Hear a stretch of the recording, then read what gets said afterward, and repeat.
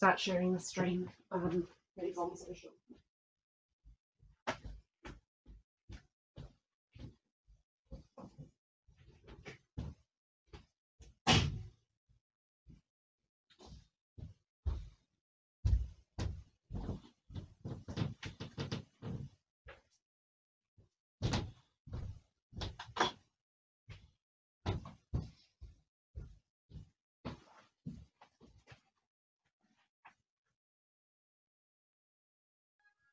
Okay, now I want to get some D20 ready. What, preemptively roll at people? I will be... Actually, you know what? I'm going to leave it. I'm going to decide what colour my dice is soon. Okay. Hello! Hello! Let's start this thing properly. Hi, I'm Claire. Hi, I'm James. We're Sky Bear Games, and tonight we're going to bring you a live play of D&D in our setting, our homebrew setting. Dragons of Tirenia. And this campaign, which you are watching episode 1 of, is called Apprentices of Tirenia. And we're going to be live streaming it for the next couple of weeks to build up to the Armageddon convention. Yeah. Where we are going to have a table and we are going to be running games and selling our first book. Yeah. Oh my god, my first book. Yay! This has been a dream of mine since I was a little James, and now I am a big James, and it's happening. And you can buy it. If you come to Armageddon, you can buy it for a cheap price. If you can't come to Armageddon, you can still buy it, but it would be... Well, it would still be a cheap price. It's just that you'll be paying for the PDF. Yeah. Or we'll sell any remaining. Well, you'll be paying $5 US, not $5 NZ. Yeah, true. So you do get a discount if you come see us in person. Yeah. Anyway, so we are going to do a 1DM, 1-player game. This is something we've quite enjoyed doing in the past. Often it's the other way around, though. Yeah, so this is quite exciting for me. I never get to be a player. Yeah. It's very, very rare that I get to actually play, so feeling a little rusty, actually. And you've got your main character who you'll be controlling completely in terms of personality, but also mechanics. Yeah. And I'm going to be controlling the personalities of your 3 companions, but you'll be controlling their mechanics. Yeah. There are other ways to run this. D&D recently released companion rules, which you can find in the D&D Essentials box set. And there's going to be more fuller versions of them in Tasha's Cauldron of Everything, which is coming out at the end of the year. But we've played this way since like 2014 or so. We're used to pretty confident about just having lots of characters. Yeah. Okay, do you want to introduce your characters, James? I'm sorry there are no pictures. I was going to try and make some illustrations. Maybe for next stream next week I'll have some pictures. That's not what I need. Who is your main character? So my main character is Ambrogio. And Ambrogio is a man who was born under the sign of the Griffin.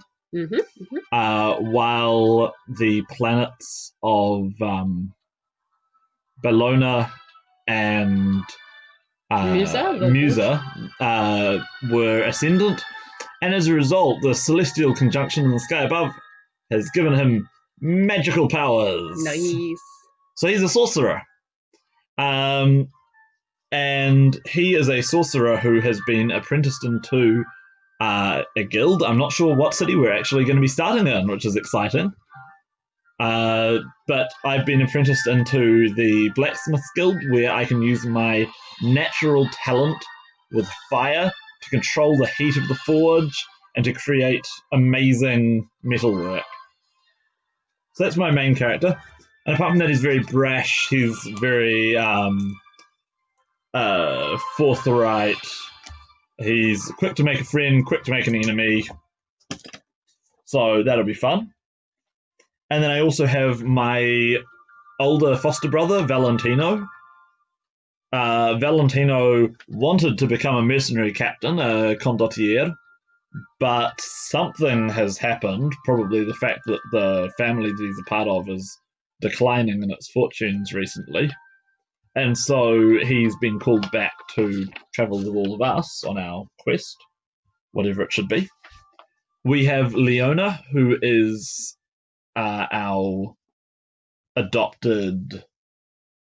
She was a foundling, and the family recognized that she had certain talents, so she was officially adopted into the family. She's also a member of the Smithing Guild. Obviously, we've got some contacts there. She is an Allura Kefala, so In other words, basically she's a cat person. Yeah. Meow.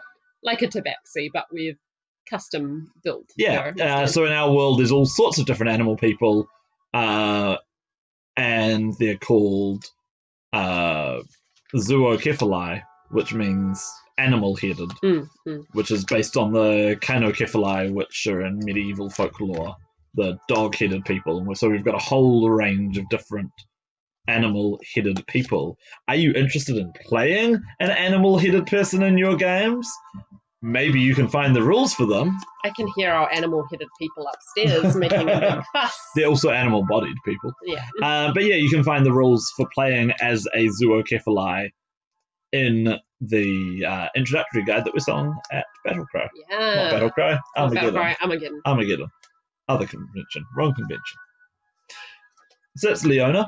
Leona's very pious, and so she is a cleric. Not that she thinks of herself as one, but she's a little bit blessed, and she can do these little miracles. And then finally we have Ruslan, who is a dwarf, and I believe he's going to be my bodyguard or our bodyguard. Yeah, he's a bodyguard who's all you know really in character is that he's just been around your whole life. Yeah. I think we'd have the impression he's a bit of an old soldier. Yeah. He's a guard for the family. Yeah, he's got some experience. He's like different from other guards. So yeah, he's a mercenary, but he's a little bit tidier. He seems like he's served in an actual proper army as opposed to a mercenary army, maybe. Yeah. He's got a slightly different background. So there's some mystery there about him. Probably the biggest mystery is why Claire told me to write him up as a level 1 paladin. So that's something you're going to find out about. All will be revealed. All will be revealed. Okay. Are you ready, James? I don't know. We'll find out. Okay. I don't know what Ambrogio's voice is going to be like. I don't know how he's going to act until we start, but we'll find out, won't we? All right. All right. It's time to play Dungeons and Dragons. All right, let's do this. It is the day after your 18th birthday. You are well aware that your patron, Giorgio Dinoldo, has been setting up a trip for you and his son, Valentino, and your adopted sister, Leona. And you full well know that you will be accompanied by your chaperone, Ruslan, as all four of you, go around Tirenia. Right. Going to various masters, because you have reached a certain stage in your apprenticeships. Right. It's time We've to study learned all the basics, and it's time to. You've learned everything you can in this city of Venora, a smaller city in the same province as Medellano. Right. So it's in the Princeton of the Silver Dragons. We do, and We've in fact, it's on the screen. You don't even have to worry. Oh, fancy. Yeah, there we go. Fancy technology. Yeah. So you can probably see at the top there's a sort of a valley, and that's the Eridano River Valley. So it would be in that area. Yeah. Oh my gosh, that is not public domain. I recognize that. Ooh. I wanted public domain music, and that's playing Oblivion, so that's not kosher. Let's go. I mean, I have no idea what that's playing, as I'm sure it's fine. There we go. Royalty-free music, this one says. Okay. Anyway. So we are up by Medellano, but we're a smaller sister city. So Not very important. And in some ways sort of on its way, maybe slightly into decline, much like the Donaldo family. They're in decline. As many humanoid noble families are, that now they do have some dragon blood in their line.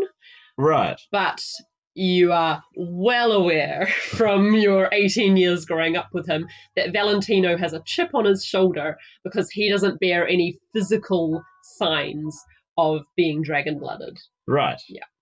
While other siblings and cousins and uncles and aunties do, in fact, bear this. And Giorgio himself very unfortunate has silver hair, and he always has. It's not just because he's old, it's always been this shocking, beautiful silver. Yeah.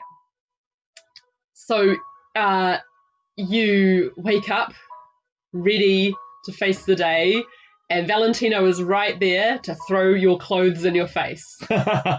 Come on. I catch them and laugh, and I'll stumble over to the... Actually, not stumble over. This is a big day. It's exciting. I'm ready.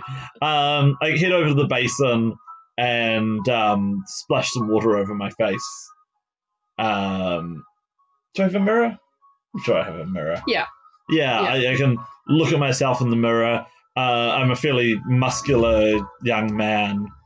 Unlike the rest of the family who have the very silvery hair generally, or white or platinum white.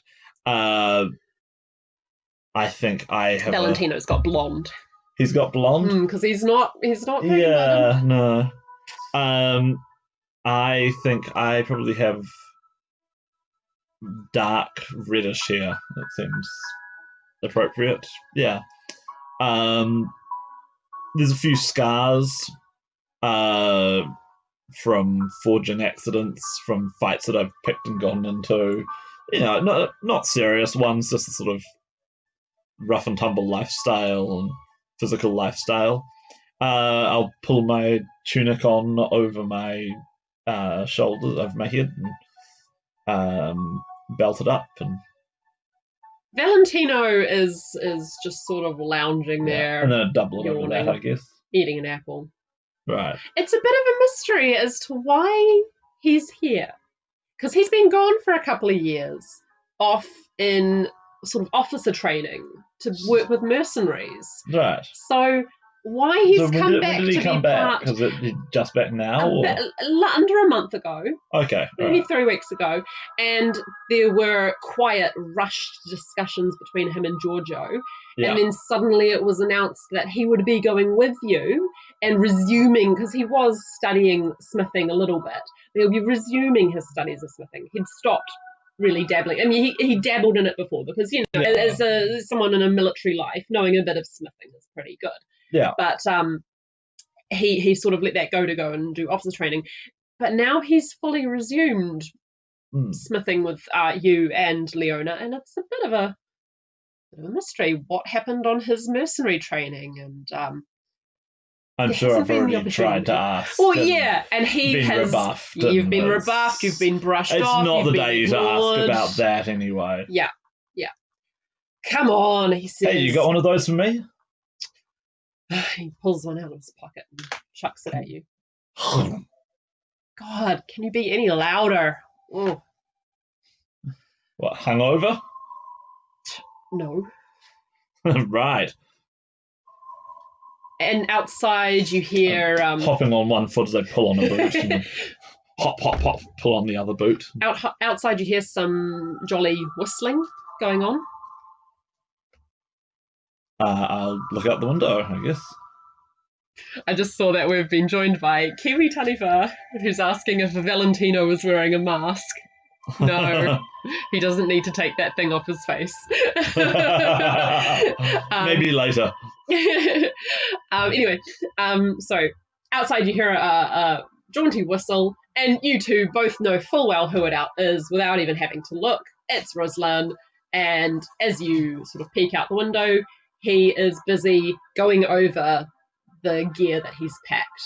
Right, so I imagine we've probably got What, horses, mules? Yep, What horses. are we? Horses. Yep. Ooh, fancy.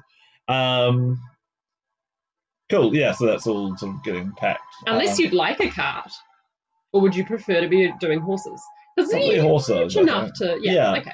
I think horses, and we That makes probably sense. got one each, and then like a pack horse. A pack horse.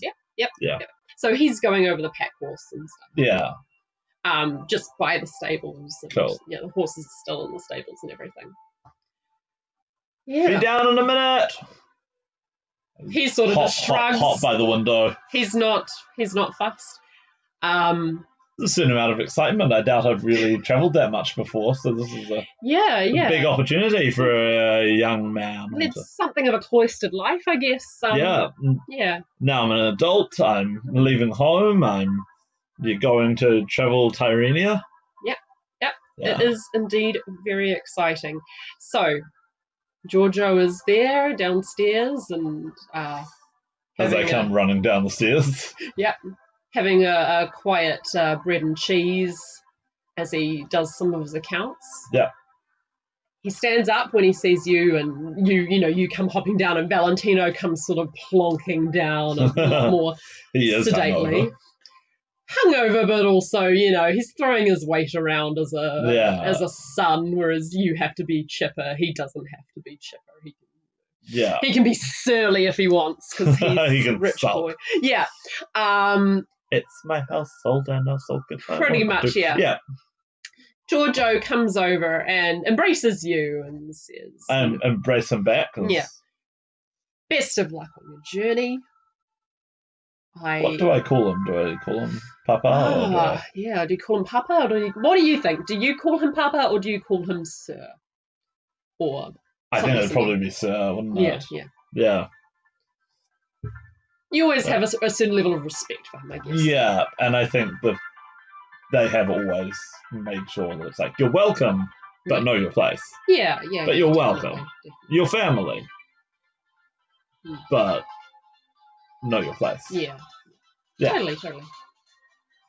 Leave it loud. And hello to Geekly Kitty as well. Hello. So where were we? Best of luck. I know you're going to do wonderfully. You and Leona have done very, very well on your apprenticeships. And where is Leona? I haven't seen her all morning. Oh, says Valentino. You should have been waking her up, not me. I'm not going into the girls' room, jeez.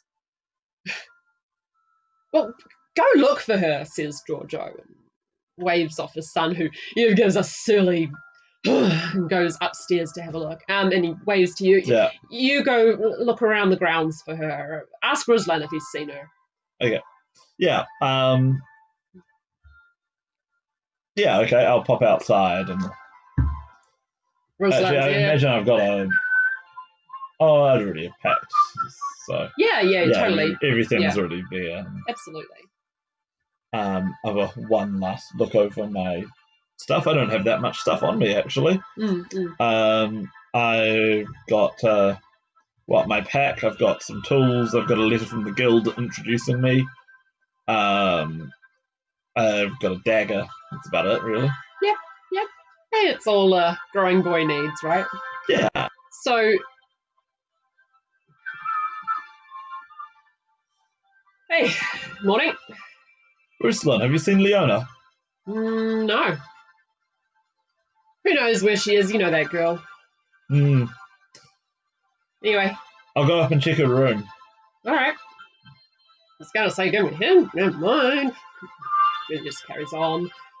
Packing stuff, checking over staff supplies and all that, Yeah. Okay, I'll turn and jog back inside again. Okay. I get the feeling I'm not really walking anywhere. I feel like I'm carried in a video game, running everywhere. Wow, it's an exciting day for you. It is, though, yeah. I forgot to tell you your horoscope. Oh, my horoscope! I cast your horoscope before we started the session. I've drawn up his character's whole astrological chart according to the planets and star signs that we made for this setting, and I rolled you. It was very useful, actually. But this is the part you haven't heard yet. So your horoscope for today So little sister, Sorolina, that's the little moon, is in the first house, which for you is the griffin. Ah, Now is the my time for birth house. courageous action. Right, now is the Yeah. time for courageous action. The second moon, Sorolona, the big sister, she's in the sign of the bullet, which is the 10th Boulette. house. Boulette, the land shark. The 10th house in your chart. Move towards your goals with enthusiasm. Right. And and Sorella and Ziana, the old sister moon, she is in Blink Dog, which is your 3rd house. Negotiation and tact will serve you well. So that is your Right. horoscope for the day. Courage, movement, and negotiation. Which, perhaps occurs to you just sort of mentally as you think about the patterns of the moons right now. Yeah. How am I getting this horoscope? Well, the thing is, you could have cast it yesterday, and the thing is, the moons move in a predictable fashion. Should I have taken Arcana so that I know how to do a horoscope? You just have a little bit of a feeling because of your True, I do have a your zodiac. So yeah. Ooh, custom class. Ooh, which is not in the introductory rules. This one will be in the main campaign guide, which will be next year. So you go running into Valentino, who's coming down the stairs. There's a collision. Did you find her? Catch him and straighten him. No, she's not outside. She's not upstairs either. Where could she be? I don't know. You know that girl. She's crazy. Chapel. You guys go there. No sign. Ah. No, she's not up in the little bell tower or anything. Could have sworn she'd be here. She's always late. Oh, God, why do we have to travel with her? It's so much better if it's a boys' trip. Even Ruslan's starting to get worried. It's like standing there, hands on hips, like, come on, we're ready. I've decided he's Murray. He's going to be Murray for the rest of this story. He's Murray. Come on, boys. Stop mucking around. Band meeting? Yeah, band meeting. Come on, stop mucking around. Yeah. No, don't blame us. It's not our fault. Where's Leona? We can't find her anywhere. Huh. Right, where haven't we looked? Check the room. Yep. Check the yard. Check the chapel. He points behind him. Stables. What'd you be doing in there? And you guys go over there. Yeah. To where your horses are waiting to come out. Right. And there she is, sleeping next to her horse. Doesn't she have a room? Yeah, she does. But she's sleeping next to her horse. What are you doing there? Ah. Hey, Leona, wake up. Hey, guys. Time to leave? Yes. Okay. And she just gets on her horse. Don't you need to do anything? I did it all. And then I came and slept here, so I would be ready to go. You guys are always complaining about me making you late, so I thought I'll be like right here, so I can't make you late. Right. Okay. Come on. Well, I guess we're ready now. All right. Oh, thanks. Favorite character already. It's always the cat. Yeah. Oh, we have a cat right here. Yeah. Maybe she'll come up onto the table later. So. We need to get some string in. That's not a string, that's a half of a pencil. Giorgio comes out to wave you all goodbye, and servants and other younger siblings and stuff. Everyone's waving goodbye. Yeah. Good luck. Yeah. Don't have too much fun. Some more sort of blue humor, perhaps. Don't leave any love children behind. So, roll insight, please. Where am I? Here's me. Inside, I am trained in that. Ooh. With +1. Ooh. 21. Natural 20 on my first roll. Wow. Boom. You notice Valentino go distinctly red. Oh. Oh, that's something to pack away for later. So he hurries to the front of the line of horses to get away from his family all the sooner. And you're on the road to where? It's actually completely up to the gang. Ruslan's not going to decide. He's the adult. Yes, he has to make sure you get safely to where you're going. But he also sees that it's, he's got 3 young people with him. You're 18, just turned 18. Valentino's 21. Leona is 17, and he sees it as actually no, sorry, she's 19. But she's slightly older than you. Okay. It's a sort of overseas experience. So let you guys guide the way, and he'll just chaperone. So, where would you like to go in all of Tirenia?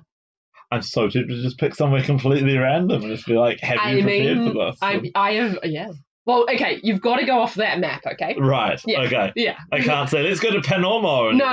It's got to be Where? from the major cities that I'm familiar with. It can't be like little ones that you've obscurely written. Also, can I have a drink, please? Oh, yeah. I'll pour it while you make your decision. Okay. Do you want one? Yes, please. No branding. This is not a sponsored stream. No. Okay, have a look at your map. Well, and the players can have a look at the map too. Oh, that's not players, viewers. So, okay, where have we been? And we've got an offer to sponsor our drinks. Hey. Whoop! Thank you. Damn, we could have too. We could have. Never mind. That's why I got confused. Players in life. Players in life, it's true. Our players are watching us right now. Yeah. So what was I going to say? I just thought while we're on the map. Yeah. What have we done? Where have we played before? We've had a game in Selenitsia. We had a game in Selenitsia back when it was called Vancenia, but that name made no sense at all. And Selenitsia does. So, yep. We've got about 3 games in Fiumenza now. It's gone from having nothing to being the main city. I've got a game in Oromia. Yeah. We're going to have a game involving Medilano and Staglia, although not in Staglia. No. But that's going to be the weekend long drop-in campaign at Armageddon. So you may or may not want to go to a place that we've visited before or are going to visit soon. Well, so whereabouts are we relative to... You said we're near Medilano. Yeah, you're probably down the... Or no, let's say up the river. Down the river would be gross. Like here?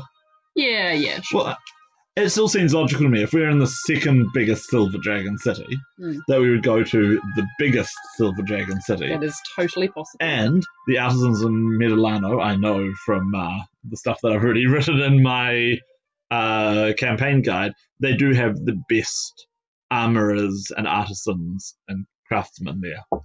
Cool. It's the major source of their economy. Cool. Alrighty. So, if people want to get like the best suit of mastercrafted armor, they would go to Medilano. Awesome. Which makes it a good place for us to go and also a good advertisement for Armageddon. So Ruslan looks totally relieved that this is your decision. He already seems to be getting rather uncomfortable on his fine horse. Aww. And roll your insight. Sure. 9. Not this time. So it just seems that he's uncomfortable with his horse. Yeah. But he goes, oh yes, Medilano, let's go, and starts heading you in the direction of the capital city of your region. I also imagine that how much do I know about what's going on with the politics of the world at the moment? Probably nothing, but if you want, you can roll your history. Yeah, let's do a history roll.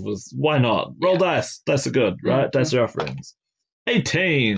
Woohoo! Oh, now this means that I don't think I have a silver dice. I'll have to get my glow in the dark. Maybe dice. you should have the white dice. No, I'll be for glow in the silver. dark. Because I saw there were some red ones in there, which I should really have. Like Never red mind. crystally ones. Anyway, I guess I know about how Selenizia recently had a civil war?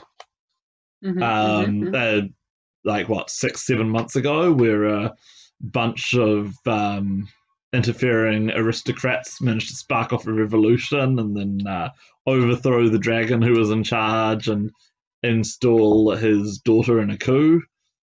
Who were those people? Those I crazy, wonder. crazy Those people. crazy, crazy people. And since then, Selenixia's armies have been marching out westward and expanding into the mainland. Ooh. So I guess I know, like, going there is probably a bad idea at the moment. Yes, who are those people? Yes. And yeah, Staglia, it's like, why would I want to go to the military dictatorship people who are trying to take over the world from the other side of the valley? So Specifically us, says Leona. us. Leona chips in to your thoughts. So Medilano is safe, civilized, cultured, has many great masters, and we can see the sights. And you don't have to pass through the narrow gap between your enemies. Yeah. Okay. Yeah. All right. Medilano. Let's go there. Okay. The most beautiful city in the world, I've heard. Yeah.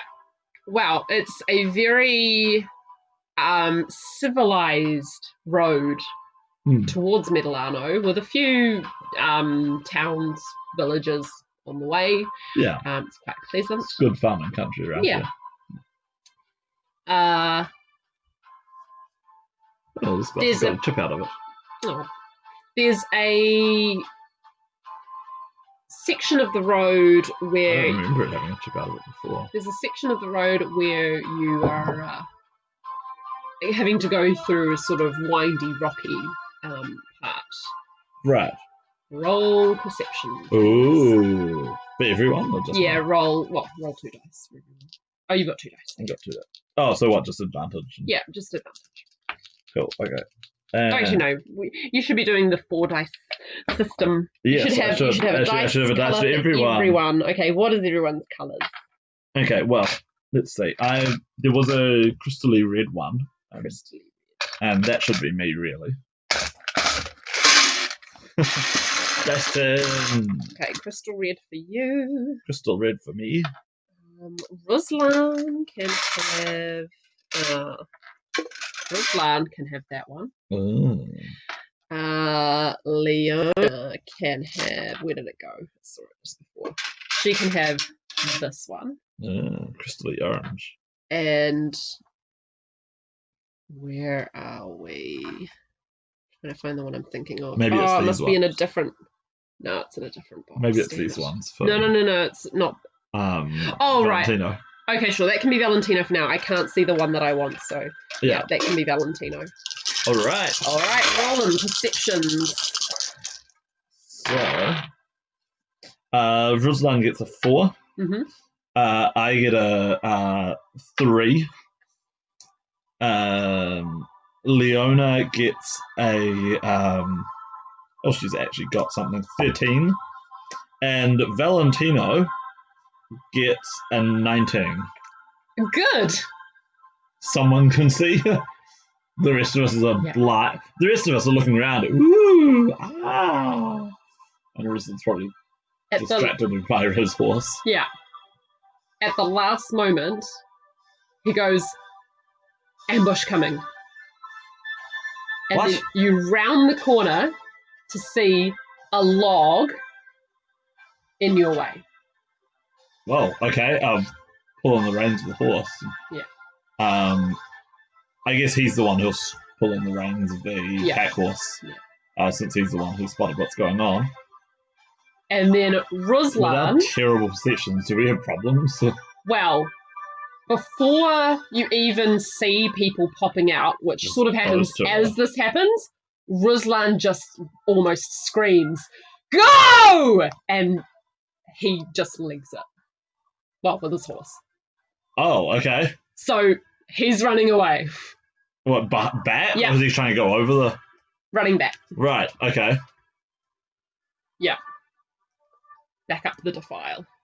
Right, so should we be rolling for initiative? Yeah. What dice are these guys? Anyway, roll your initiative. Yeah. Oh, I need the monster manual. Oh, yeah, you do that. Monster manual. Do you need some cards for bookmarks? Nope, I do not. Okay.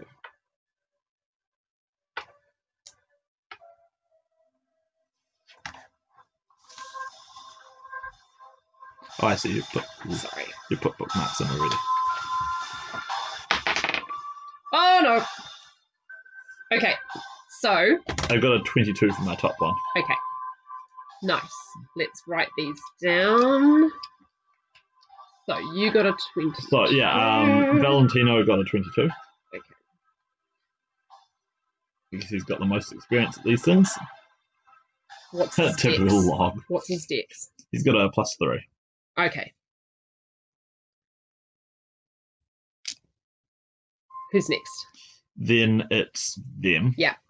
Then it is me, Ambrogio, on an 18. Nice. Then it's Leona on a 13. And then it's Ruslan on an 8. Okay. Well, I'll just do the cinematic part and then we'll begin. Yeah. So Ruslan's yelled, "Go!" He's gone to turn around. Yeah. To find the end of the defile now cut off. Yeah. So he is forced to turn around and you guys are going to have to run this log. Right. We're doing a chase scene. Oh, you wonderful. will find our custom rules for running a chase in our book that we're about to sell at Armageddon. Spoilers. So we're going to run a chase scene. Yeah, that's really cool though because it was a really fun system. I just wish that I could show this on the screen, but I'll just have to describe it to everyone. Yeah. Or maybe I can draw on the thing. Okay, so the first turn is going to go like this. None of you are actually on this yet. Right. Because you all have to jump the log. Right. And they have to either try and take you out, or if they don't, they have to get on their vehicle. Right. Yeah. So. How many of them are there? There are 5. 5? Yeah. You can only see 4 of them at the moment, though. Right, okay, sure. And you can't see the cart, but you're about to see the cart where there is a driver. Right. There is a driver. I am the driver of the cart. All right. It's turning into a very in-jokey game. It sure is. Okay. So, will you please roll your animal handling? Yeah, because we're all on horses. Yeah, I'm just going to have I you forgot all to do this roll immediately, please. Leona's, write down Leona's one. Oh, well, she's got a +2. Whoop. There goes 1 dice under the table. Ah. That's dice for you, isn't it? Also, I realised the problem of having 2 white D20s next to each other. Yeah, get rid of I'll them. just roll that one and we'll lose that one. Okay. Okay, so far it looks like Valentino is the actual hero of the story. Valentino. And Ruslan, for the person whose idea it was to ride a horse and ride out of here, you're really not doing very well. Okay, so. Okay. I have got. Do you want my numbers? No, I can see them and. Okay, cool. So. Fill in. You guys. So if it helps, do you want me to change them to be what I actually got with the modifiers? Or? No, I don't need it because I've rolled against you. Cool, so okay. Ruslan is struggling. Yep. He's going to end up behind. He's not a very confident horseman, is he? No, he's really not. But the rest of you actually managed to make it over the log. This is a very interesting. So when you were reacting to me saying Valentino can have expertise in animal handling, there was a reason for that. I just went, oh, I guess he's, he should know how to ride a horse as a nobleman who wants to be in the army. There may have been a subtle grin at your decision. Yeah. And then Ambrogio was like, I've got one skill left. I guess he can have animal handling, so he can not have animals run screaming from him with his -1 wisdom modifier. Okay, so Ruslan is going to take a thing of opportunity. Attack of opportunity? Yeah, as he fails to get over the thing. Yep, it's going to hit. Ouch. With... Yep, that's going to hit. Yeah. 1d6 plus 1. That's a 5. Ruslan takes 5 damage. But the next turn... everyone gets over, it's just that he gets over with damage. Yeah, he gets hurt going over. So in this turn... That's what he gets for running. Yeah. Okay, so now there's going to be a free turn for you guys to try and escape as quickly as you can while they get on their cart. Right, so this is how fast can we get away? How fast can you get away? So can you please roll me your animal handling again? They're going to be rolling their land vehicle. Yes. The driver is going to be rolling their land vehicle check. Wow, that was nice and low. So are these. Okay, so... if you can move faster, then all horses can move faster than a cart, so roll with advantage. Depends what they've got pulling the cart. Oh, really? Okay. Yeah, it's based on the speed of the mount, I didn't realize that. Animal. The cart just determines how much weight it can carry. So if they've got a they're carrying horse, more weight, though. Doesn't matter. It's like if D&D rules, man. Yeah, they make no sense. But yeah, if they've got a horse, then it's just the horse can now carry more stuff because it's got a cart. The horse isn't actually so we're all even then. We're all even. In that case, who beats an 8? Cool. So Valentino beats an 8. Okay. Once again, he gets the high roll on a 14. Turns out he's great at riding. Yeah. What was it? Been 8? Yeah. And that's it. Okay. So everyone else is on here. So that's R and L and A and bad guys. Oh, I like this symbol. Just show you guys. Okay, so there's 12 spaces on here. Sorry, I've got my notes from last week on it.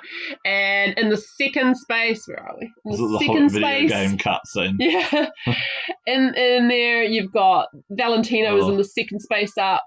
He's ahead of everyone, and everyone else is below. Oh, that scene. Oh, no. Oh, no. That was the movie that broke us. Okay, that was the end of that turn.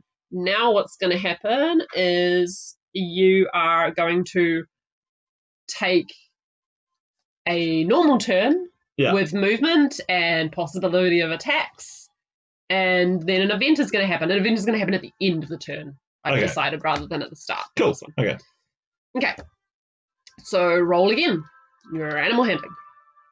Oh, everyone moves up one. Yeah.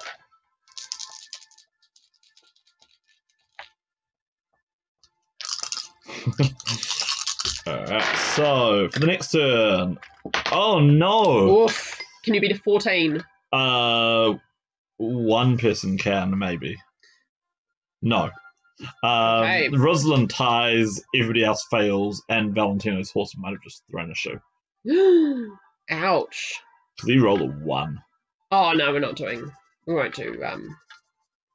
crit fails on this. Okay, not worrying about not on this encounter. No. First encounter, we're all dead. Yeah, no. Okay, so the cart is catching up with Valentino. Oh no! Do you guys want to start making some attacks? And they're going to start making some attacks. So Valentino is actually first. Okay, yeah. So Valentino, seeing all of this,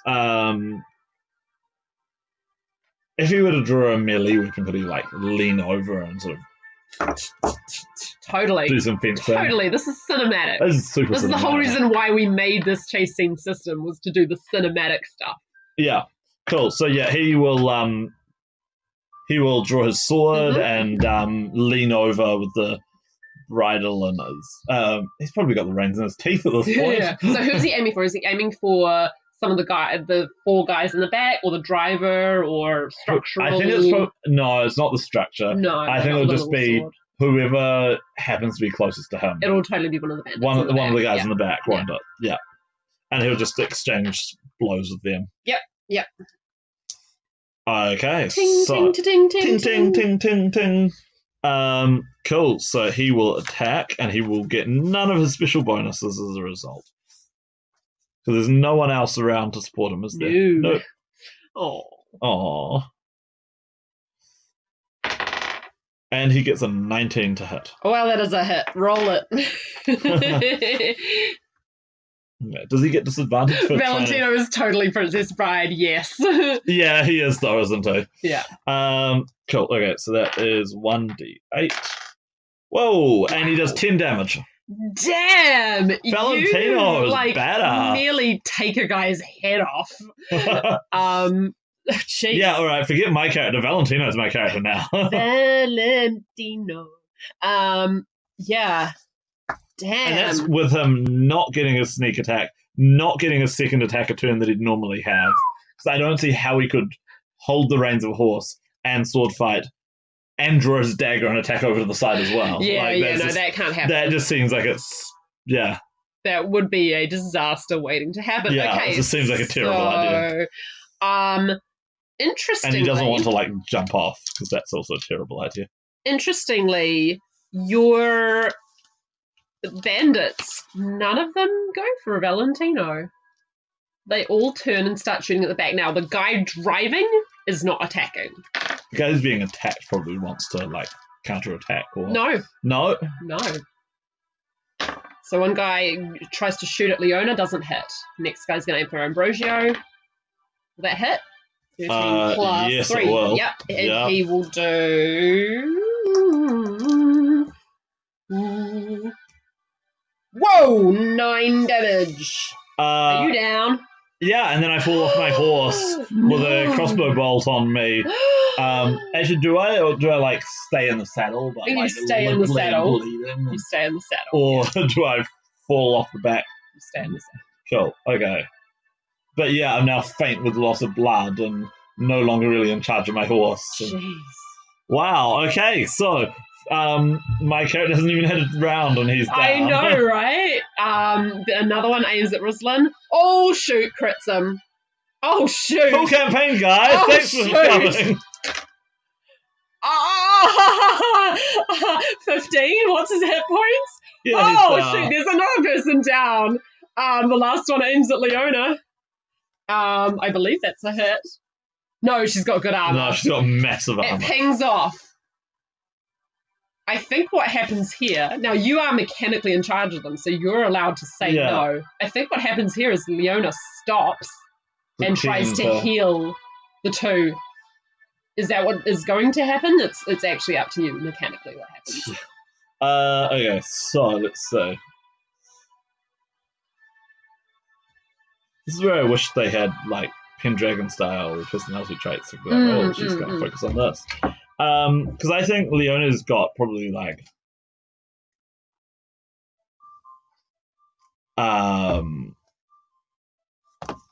well, I think there's multiple problems. Game it out right? if you want. Yeah. There's the fact that we've both got arrows stuck in us and are bleeding to death. Yeah. That's a pretty big problem. It's a very big problem. It's problematic.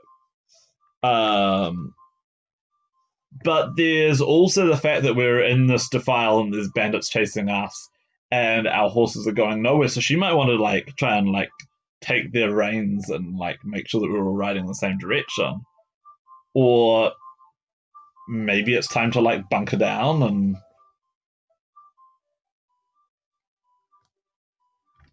yeah, okay, so I think for her action she's gonna try and grab the reins, the closest set of reins, so that she can bring someone else's horse under control before they fall off. And for a bonus action, I think she's going to cast Healing Word I mean, she's going to pray really hard, and just by an amazing coincidence, one of us is going to recover enough consciousness. Well, you should roll your death save first anyway, Ambrosio. Okay, and this might determine what's going on. Yeah. So, Ambrosio starts bleeding to death. Woo! Ouch! Okay, she'll drop the. Actually, it makes more sense for her to drop the healing word on Ruslan. Okay, because he's got the next turn. Because he's got the next turn. Okay. So that is 5 hit points back to Ruslan. Okay. And that was just her bonus. That was her spent bonus. Her action getting. So she's going to take control of the reins of whoever's horse is next. Probably, let's say Ambrosio's horse. And she's just praying that Ruslan is able to look after himself. And it turns out he is. With help, Yeah. Okay. I'm just going to roll to see if Ruslan would be able to take an action, or if he'd have to spend the turn going to like get himself back, like sitting upright. Yeah. So I'll just roll. Low, he needs to spend the turn getting himself upright. High, he can actually do an action. High, he can do an action. Cool. What would you like him to do? He's sensible chaperone. What is he going to do? This is a pretty awful situation right Yeah. now. So is he relative to the cart? He's back here. So the three of you are all at the back. It's Valentino versus the cart up the top. That's it. So what is behind us now? The log, and then... Yeah, and then further up, they'd cut you off with, like, rocks. Right, okay, yeah. So you can't easily go back that way. Yeah, because like there's an argument in favor of like, all right, let's just turn around and ride back that way. Yeah. But, I mean, you could try it, but it's something that just in the heat of the moment you thought, we can't do it. It's easier to jump the log. Yeah. And yeah, we might be able to get past there, but if they've got, what are they using? Crossbows? Mm-hmm. Yeah. If they've got crossbows and they're shooting at us, we're just sitting ducks. So I think the only thing he can really do is get out his own crossbow and try to fire it from horseback, which is pretty messy. So, what, disadvantage or cover, or how do you want to do this? Yeah. He's not a good shot on the best of days. Yeah. But the best thing that he can do is try and fight back at this point, because we're not going to get anywhere otherwise. Oh, actually, he does have one other thing that he could do. Oh, yeah? He could just bring me back to life.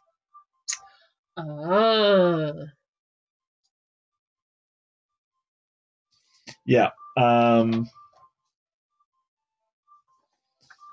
He'll ride over to me and make sure that I'm okay. And I don't know what he does, but with a jolt, I suddenly realize that I'm on the verge of falling off my saddle as I come back to life with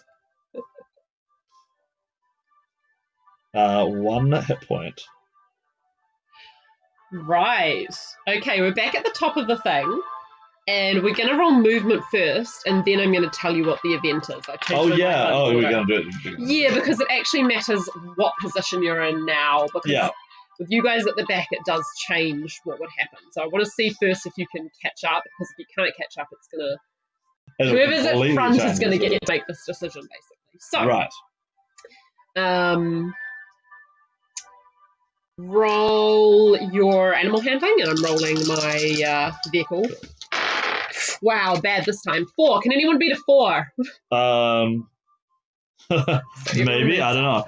Okay, so Ruslan gets a 5. Yep, that's beating a 4. Leona gets a 19. Whoa. Valentino gets a 6, and Still I get a beating 4 as well. Is that beating or is that behind? Does same get to go up with? So, no. Okay, so you are behind. Yeah. So the state of play is now that Valentino is in front. The cart, we've now got Leona and Ruslan in line with it, and Ambrosio is pulling up the rear. Yeah. Okay. All right. And at the top of the turn, well, we'll do the event first. Yeah, so what happens? Valentino, at the head of the pack, trying to outrun the cart. Succeeding. And succeeding. He's a badass. Notices that that you're leaving the defile. Right. And that the road splits into two, Ah. and that the choice is either go left into a forest Right. or right down to a village. Right. Okay. And which choice is he going to make? I'll let you decide. You know what? What's the safest option? He is. Oh, now we never wrote in his personality traits here.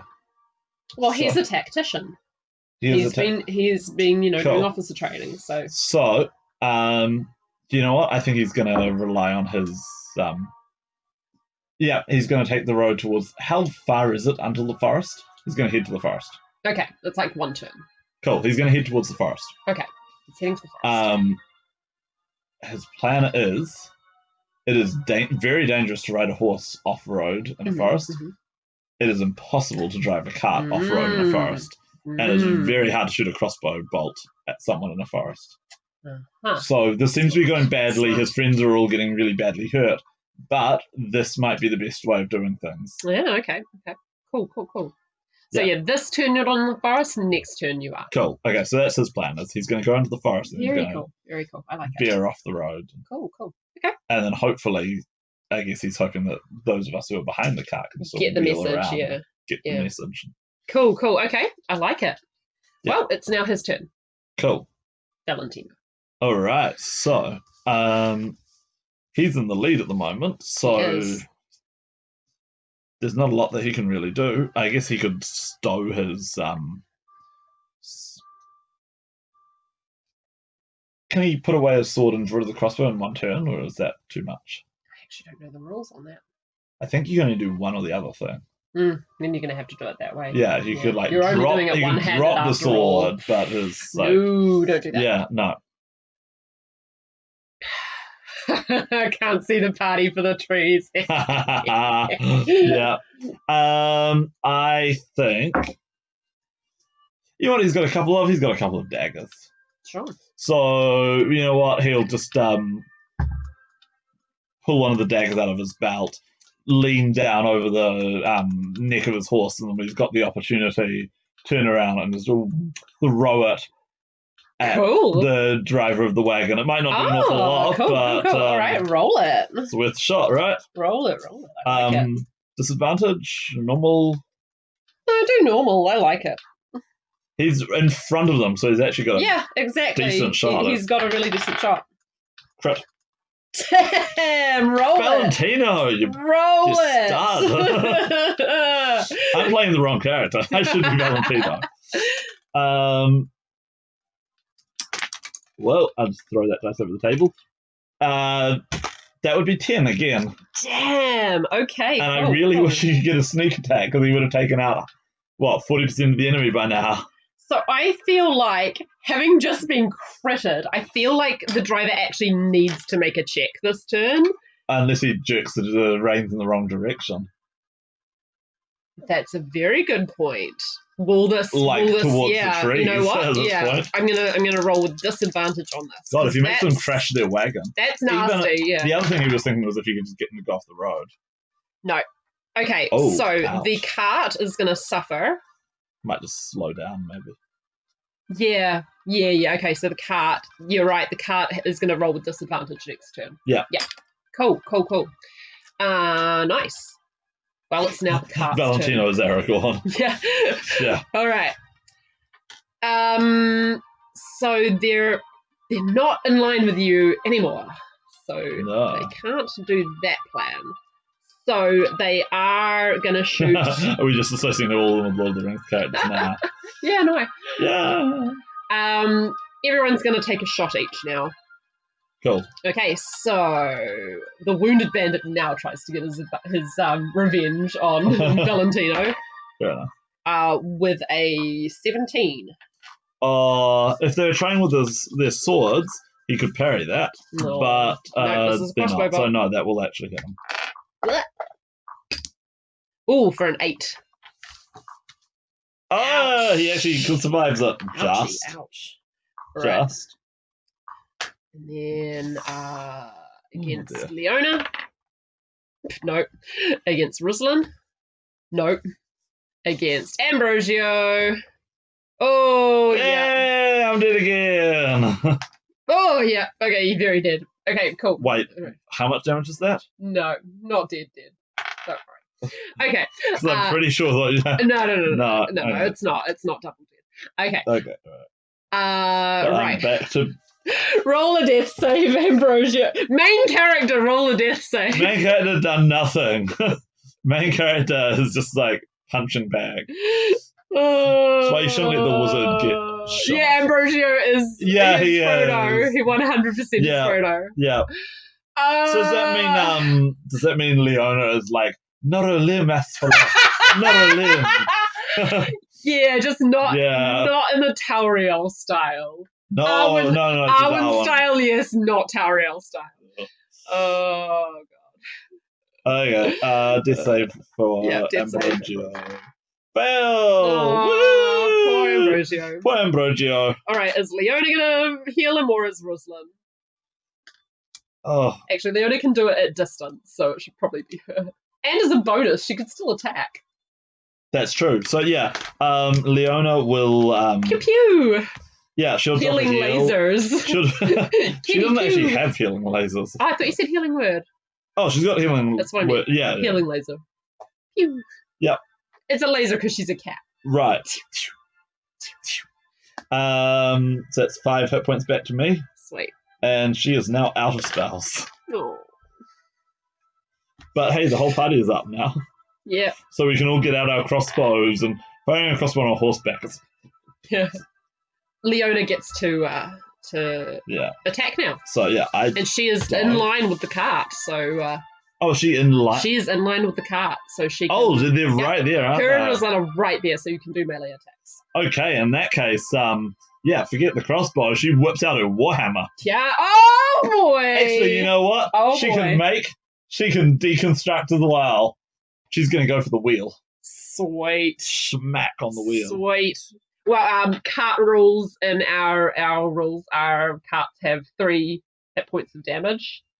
Yeah. I feel like going directly significant amounts of damage to be able to actually hurt them. Yeah. I don't know. With the hammer, she probably. What do you reckon? It might make more sense to go for the people. She might be able to do it though. She's going to give it a shot. Okay. So she's not going to bother with the shield. She's going to grab it in 2 hands and go for a big whoomp. Okay. So she has to roll to hit, or is it just like she hits and then she? Oh yeah, because what would the roll to hit be to hit? Actually, I did put an armor class on that cart, but it's something really low. Yeah. Because it's a giant, great wagon. Yeah. Oh, I guess there's still a chance to miss. So, yeah. She's that one.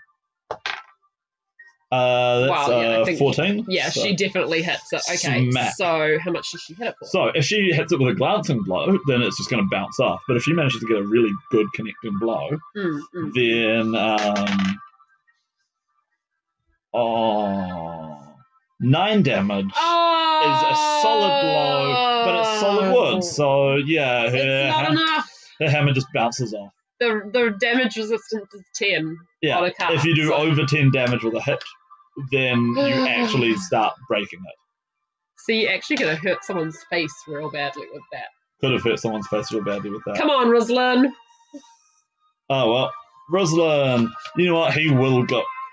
He is a fighter type, so he will go for it. Do it. Will he have disadvantage for pulling out a 2-handed sword on a horseback? Because those things are not designed for horseback. Oh, yeah, he would, though, wouldn't he? He would. It's just not designed for it. Yeah. Good luck to you, Ruslan. Has he got something that will help him? Actually, you know what? He's riding along. He's going to try and get into the cart. Cool. Yeah, he's going to try and get close enough, and then he's going to try and jump into the cart. With athletics? Athletics, yeah. Sweet. I mean, he's a strength character, right? He's a strength character. Somehow we're all strength characters, which is bizarre because strength is the worst Well, you're all stat. Smiths, so... But, yeah. Anyway. Right, come on, I want to see this happen. 13. 13. Yeah. I think that does it. It does it. It's not easy, and he probably is, whoa! Yeah. But yeah, the dwarf jumps from the saddle, grabs hold of the back of the cart, and hauls himself up into it. Man. Nice. We really are spoiling all the good stuff from our adventure, aren't we? We are now at the top of the turn. So I'll move everyone up 1, and then we've got to roll and see where they all are now. So now this is with disadvantage because you hurt the scout. So oh, Valentino. You have to beat they rolled really well. A 16. All right. So what do we got? It looks like I might. No. Oh. No one beats the 16. Unfortunately, the cart could overtake you, but it decides, no, we're catching up with Valentino. Right. Valentino, it is now your turn. Okay. So, are they now in the forest? Yes. So, would it be his turn to veer off the road, or... So he's going to try and do a distraction play of trying to, go off into the trees where a cart can't follow. Oh, actually...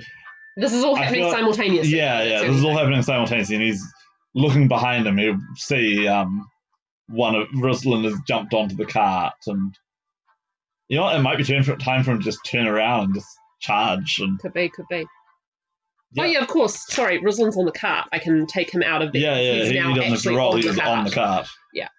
And then there's just... And Leona's behind, and Ambrosio is 2 behind. So behind. I'm practically not even in range anymore. Yeah, that's 80 feet. Yeah. Can you shoot anything? I do have things that I can shoot 80 feet. Good. If you get to live, but I mean... If I survive, which is looking very unlikely right now. So. Okay. Well, you're up again. Yeah, you know what? If he's this close, Valentino is going to draw his sword again and start slashing. Cool. Who are you going for? Driver or bandits? So... You know what? He's going to go for the driver. That driver's only on like 1 health, right? Let's do it. Are they? Aren't they? Didn't he hit them with a dagger before? He did, but you for don't know 10 what their damage health or is. so? No, I don't. He gets a 16. Nice. Roll the damage, please.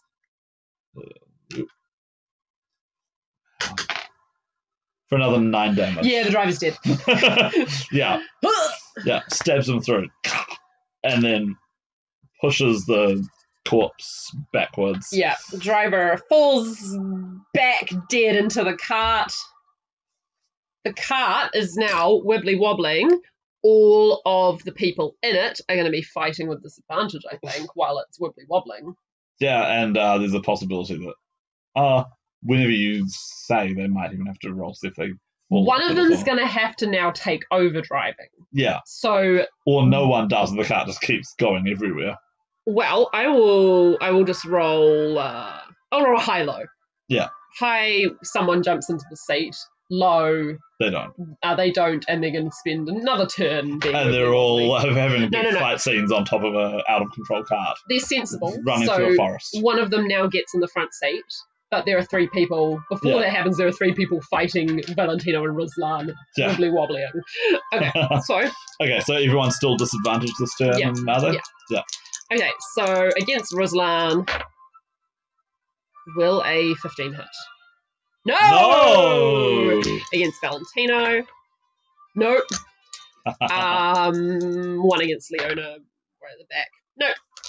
Dang. Yay, things are finally looking up for the team. And it's all thanks to Valentino, the actual protagonist. Okay, Ambrosio, you're alive! I actually get a turn! Oh my god. And finally our main character is getting to roll. This is amazing. You know what? I don't know how much return he actually does get. Because I need to check something here. Okay. Well, I don't know how much return he realizes he gets. All of this build up, and what's going to happen? Nothing. Really? No. Really? You'll see. Oh my god. No, 60 feet. That's not going to work. Okay. All right, then let's just do the fantasy movie thing. Okay. All right. Okay. Ambrosio has been struggling to concentrate as his blood drips out all over him. He's drenched in blood all over his tunic. He's probably still bleeding, honestly. Yeah. He feels rage rushing through him. Who are these bastards? Who are these cabbage faces? These Cavolo. Yeah. Yeah. And without even knowing what he's doing, he feels that rage in him and throws it at them. Ooh. And suddenly the cast bursts into fire. Oh! Or maybe a tree does. Let's roll it. Wow, okay. There's an 8. Oh, is that a tree on fire? Is that a tree on fire? I think suddenly a tree bursts into flames. And, wow, okay.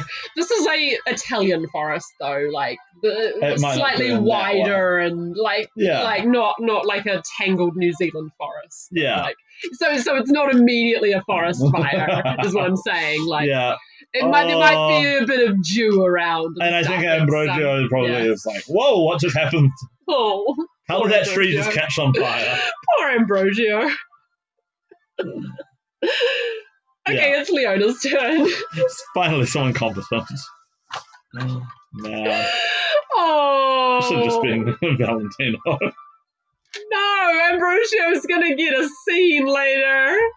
Ambrogio matters. I wrote his horoscope, damn it. I wrote his chart. Now we have to go write Valentino's chart. Okay, so it's Leona's turn now? It's Leona's turn. Right, where's she? She is one back, so she's 40 feet behind. Cool, okay.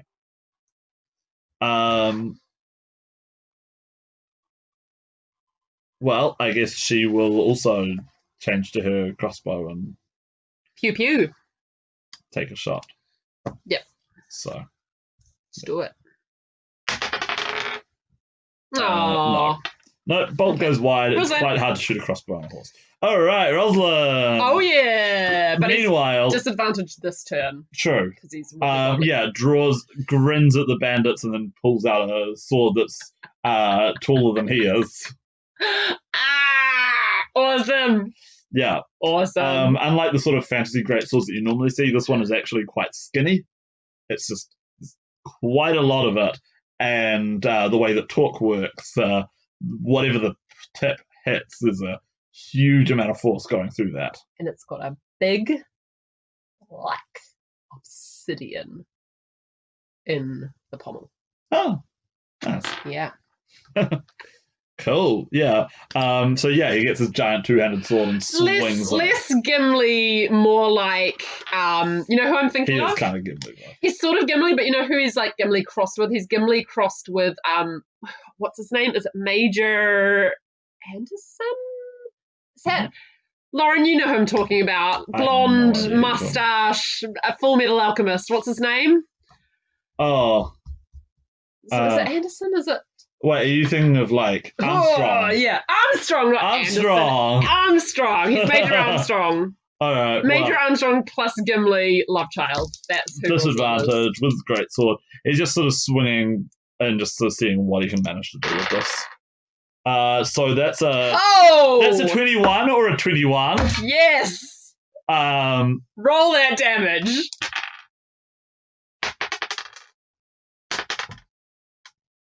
That's 9 damage. You cut a man down. Ouch. He flies off the cart to his doom along with my pencil. Ouch. Like a rag doll.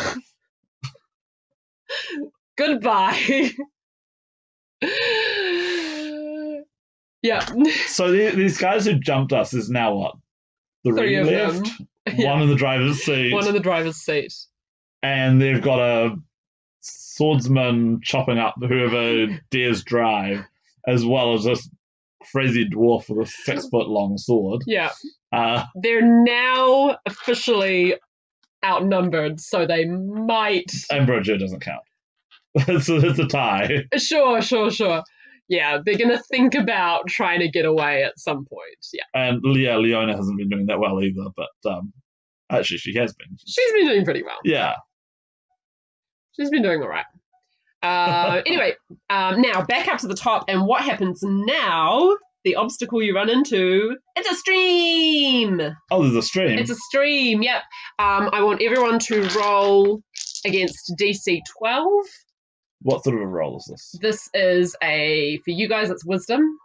Oh, Ruslan doesn't have to roll, of course. Yeah, see, that was so what I was for people on asking. horses, it's wisdom. For the driver, it's going to be land vehicles. Okay, and it's to see whether it's difficult terrain or not. Right, yeah. How hard is it to So cross the DC stream? 12. Oh, the cart fails. Well, that's successes all around. Nice. Okay, so all the horses. Okay, so I'll move everyone up one. Everyone's moved up one. And the cart's got difficult terrain. Then this the turn. cart is rolling with disadvantage, and you guys are all rolling normally. So the cart rolled a 6. Hey, Oh no, it rolled a 5 because it's an unskilled driver. guess who failed? Oh my god. Okay, so you guys. So does Valentino want to keep pace? How did I set a tree on fire? Oh my god! I'm a protagonist! Does Valentino... I want to go to the Tashi station to pick up some power converters! But yeah, the other two passed. Leona is now in line. Does Valentino want to get ahead, or does he want to stay in line? He wants to stay where he is. Okay, cool. All right. Valentino, it is now your turn.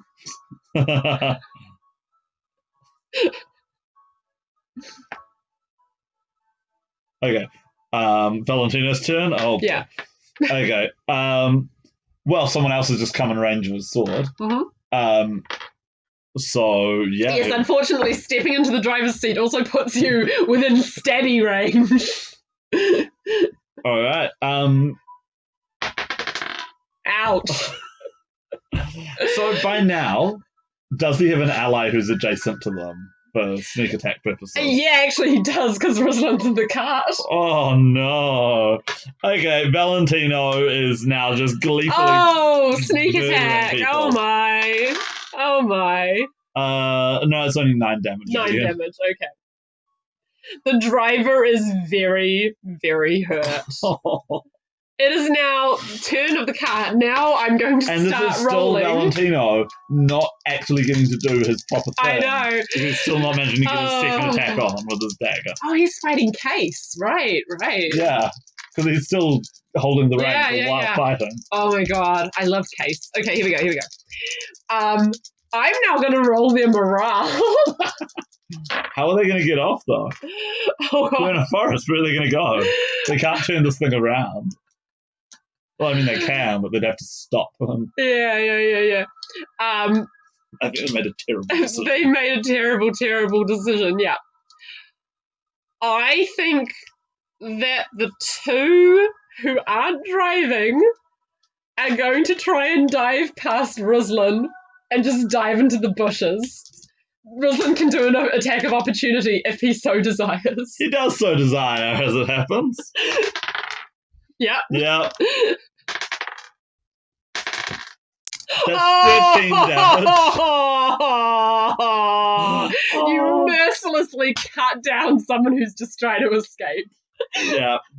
The other guy hits him in the back. The other guy lands on the ground, has to do, how much DC would this be? To do a commander roll of a moving car. Acrobatics. Okay. Yeah. Okay, he passes. He Yeah. passes. Would he take 1d6 damage?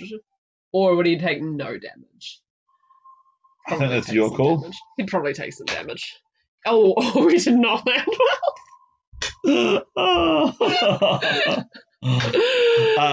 I mean, there's no good way to jump off a moving cart.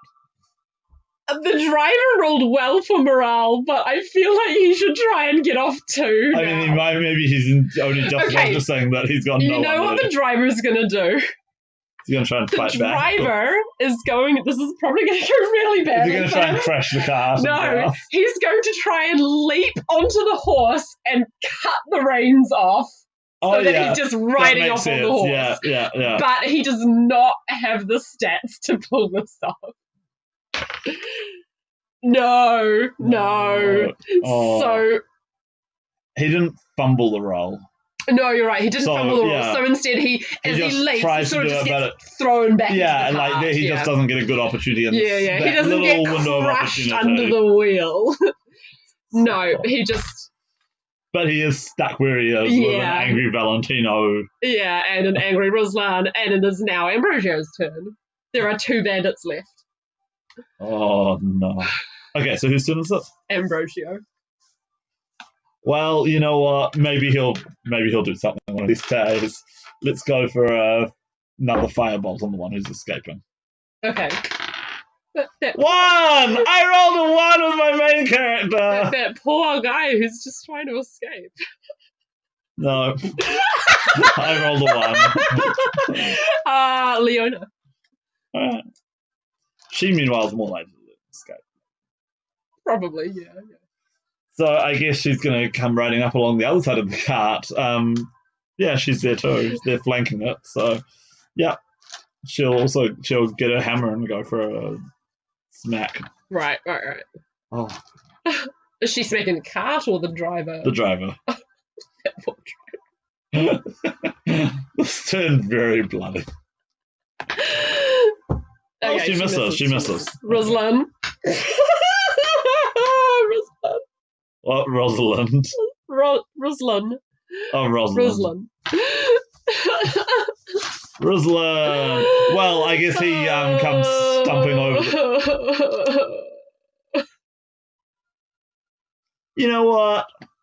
He goes stumping over the back of the cart. So what do these guys look like? What are they wearing? So they are wearing just like pieced together mercenary type. We're being shifty characters.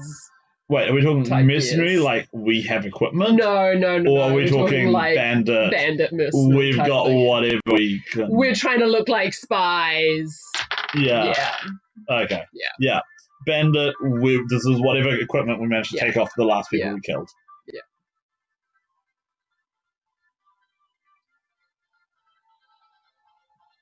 Best for you if you just gave up now, kid. He stares, hefting the 2-handed sword. You want me to roll intimidation? Yes, please. Do you want with to have advantage? That's a 20. Yeah. The driver lets out a whimper and pulls on the reins to stop the horse. Smart kid.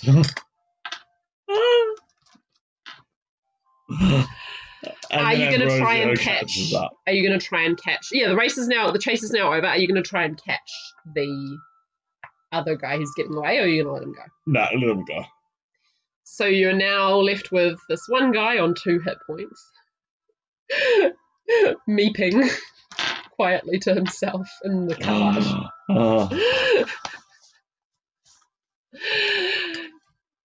You guys gather your wits about you, and yeah.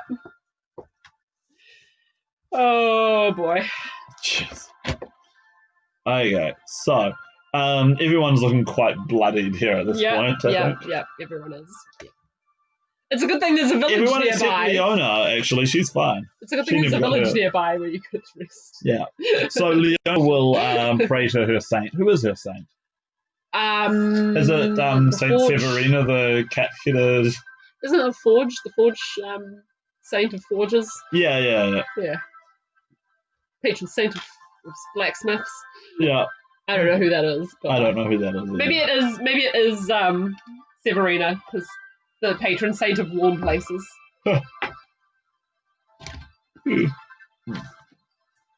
Wow, people don't patronize cat folk at all, do they? No. Anyway, Santa Severina's not actually a cat folk. I beg your pardon. Iconography. Oh, sure. Yeah. Sure. Okay, she'll gives thanks that we actually survived this. Meanwhile, I think Valentino is the one who actually does the interrogating. Sure. All right. Let's get this over and done with, he says. You were going to relieve us of our valuables, so we'll take what you've got. Roll your insight, Valentino. He doesn't have much of that. Does there be any? -1. -1. Whoa, okay, but sometimes you roll a natural 20. Something clicks, and Valentino realizes that's not why they're here. They're here for my secret that I am not currently revealing to the other people with me. And so I'll take over the reins at this point. So he grabs the guy by the neck. Okay. And he has a quiet word. And then he lets the guy go after saying things in a threatening sounding tone, but he was he too quiet for you to hear? Roll your perception, please, Ambrosio. Whoa, dice off the table again. Oh dear.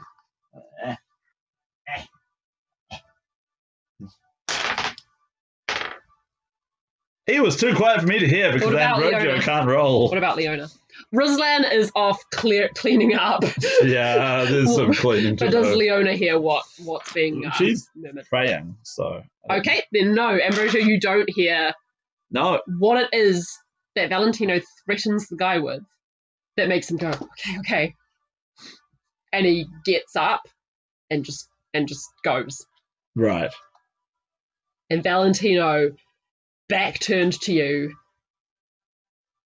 sort of lets out a deep breath, and then you see like his shoulders are like he has this moment of panic, and then gathers himself, and he comes back to the team. Okay. Let's go down to the village and recover. We need to rest tonight. We can't. Ambrosio is feeling faint at this point. And he obviously his injuries are so great that I've barely been able to do anything. So. Yeah. Oh. Thanks. Yeah. Oh. And I feel dizzy. And you guys go down to the little village that was at the fork in the road. And I guess actually what they'll probably do is they'll load me onto the cart now. Yeah. Rather you guys than have a cart. bounce around on the horse. Yeah, we've got a cart now. And Valentino, being a sensible mercenary type, will strip the bodies. And as he strips the bodies, can you roll a perception check, please? Just for him? Just for Ambrosio, yeah. So, wait, for Valentino? Ambrosio. 16. You notice... Oh, wrong dice. Oh, well, never mind. You notice that Valentino finds a slip of paper, reads it, crumples it, puts it in his pocket. Right. Other than that, he's just generally taking, like, the money and stuff. Yeah. But you specifically saw that he found a note of some sort. Cool. You guys go down to the village. It's just a nice sort of vineyard village. Oh, yeah. Farming town. You find a... place is too small, really, for, like, a proper, like, inn. So you find room at a big barn for the night, with some good food from the family who live there, and time to do a long rest. Yeah, time for a little long rest. So everyone heal up. Nah, I'm not far from doing a long rest myself. Well, we're nearly at Milano, so sure. But I think while we're having the rest, this is where groggily, sleepily, Ambrosio says, "Hey, Valentino, what was on that piece of paper that they had?" This is where I wish we had traits like Pendragon, so I could roll to see who's going to confide in you or not. Yeah. Roll your persuasion, and he will roll his persuasion for like stubbornness. Yeah. Intimidation. Valentino. Actually, yeah, he'll roll intimidation versus your persuasion. Like none of your business. Yeah, none of your business. Yeah. None of your effing business. You didn't see anything. You'll shut up if you know what's good for you. Alright. Yeah, his face is red. Not so much actually enraged. Yeah. It's like he's embarrassed. Yeah. He's very embarrassed that you've seen Whoa, okay. Something. Yeah. And I probably forget about it by the morning. Cool. Yeah. Chalk it up to just high blood after a big fight where we all got hurt. Yeah. But the morning comes, you're all healed, you've got your spell slots. Oh, yeah, back. we got healing. Yeah. Phew. What a day. What a day. Okay. But in the late morning, you make it to Milano. Nice. How much gold did not gold? How many florins? How much soldi did they have on them? Let's see. You killed 3 out of the 5. Yeah, 1 surrender and 1 ran. 15 soldi. 15 soldi. Nice. No, it's not soldi. Florins. Sorry. 15 florins. 15 florins. Yeah, 5 each. Yeah. Florins. Roll. You can roll if you want on what's sort of an economics? Merchant's tools. Yeah, Ambrosio. No, yeah. So Ambrosio, make a roll on sort of like an economics check. Cool. Yeah, merchant's tools then. Yeah. Identifying coins and weights and what have you. Well, as it happens, Ambrosio and Leona are both proficient in. Just Ambrosio, unless you're going to talk about this with Leona. No. I'm not even sure if Ambrosio is, because he was preoccupied with not dying. Yeah. Didn't loot the corpses, only really Valentino did. But... just roll it and we'll see whether you noticed it, basically. Sure. Okay. Alright, so I've got a +2. Okay, you don't notice anything. No. Nothing's unusual about the money. Coins. It's coins. And it makes complete sense that Valentino was looting bodies. Yeah. Yeah. All good. Does he take any boots? I think his boots are better than these boots. Yeah. He probably examines them. Sure, it's only sensible to examine the boots. Yeah. Yeah, this is worth money. Yeah. So you make it to Milano. For about an hour out of town, you see as the graceful spires of the city grow closer and closer through the fields of vines and wheat and all of that good stuff. Yeah. So, I've got a different doublet on today, of course. Yeah. The other one, I think, is probably, there's not a lot that can be done about it, really. Yeah. Oh, you guys are definitely in your good clothes now, because this is... Arriving at the city. Yeah, you're arriving at the city, and this is the place to be. So you're wearing your best clothes that you brought with you, because you... Doublet and hose. Ruslan knows you're going to have to impress, because the smiths here are very particular. Like artists. They are artists, yeah. Yeah. And from what he knows, so guys, I've been in correspondence with... This is me saying what's her name, sorry, not him. I've been in correspondence with Stella Rosso. She is the master smith who is currently Red Star. She's currently taking on apprentices. No other masters are currently in Milano, so we've got to impress her. And so, best behaviour and all that. Be gentlemen and gentlewomen, and just do your best, really. Oh, this is another time where I wish I had Pendragon style personality traits. But you know what? Let's just go for it. Ambrosio leans over to Valentino and elbows him and says, "Don't impress her too hard." And then probably sees the look on his face and second thoughts about it. Yeah, Valentino glares back at you. Whoa, okay. Whereas Leona is just like, this is nice. She's never been to Milano. Has Ambrosio ever been to Milano? Probably. It is the regional capital, so I've probably been here before. Medieval people did move around more than we think they did. Yeah. And it is in your natal chart that you will be someone who travels. Yes. I doubt I've gone any further afield than this, and it's probably been a while. But, yeah. Whereas Leona's been a little bit of a family secret Right.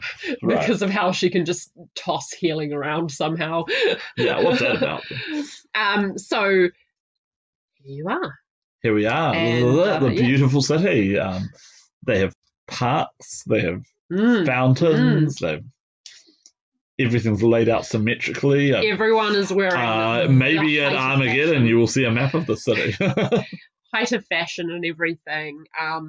You put your horses in the stable where they are.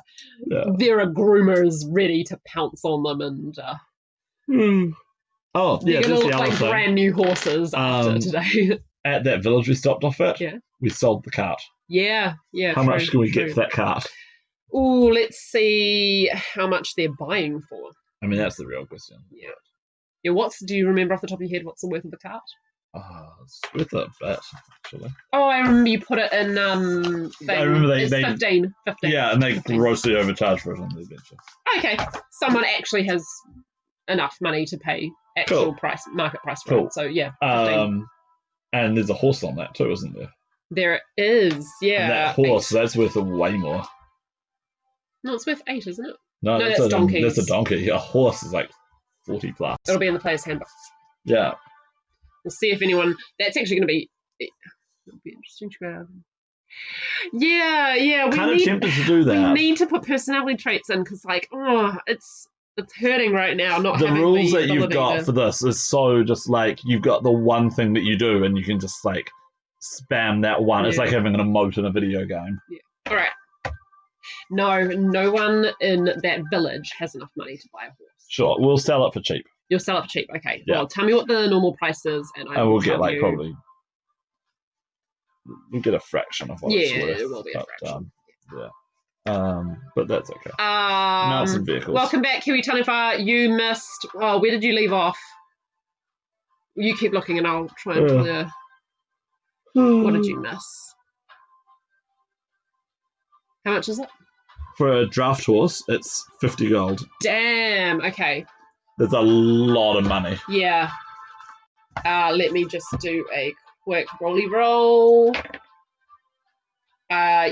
14 gold is the most anyone can offer. Yeah, it is. Okay. Yeah, we'll take it. So it was 14 and then 15 for the cart, so 29. So what happened, just to recap, is that they beat them.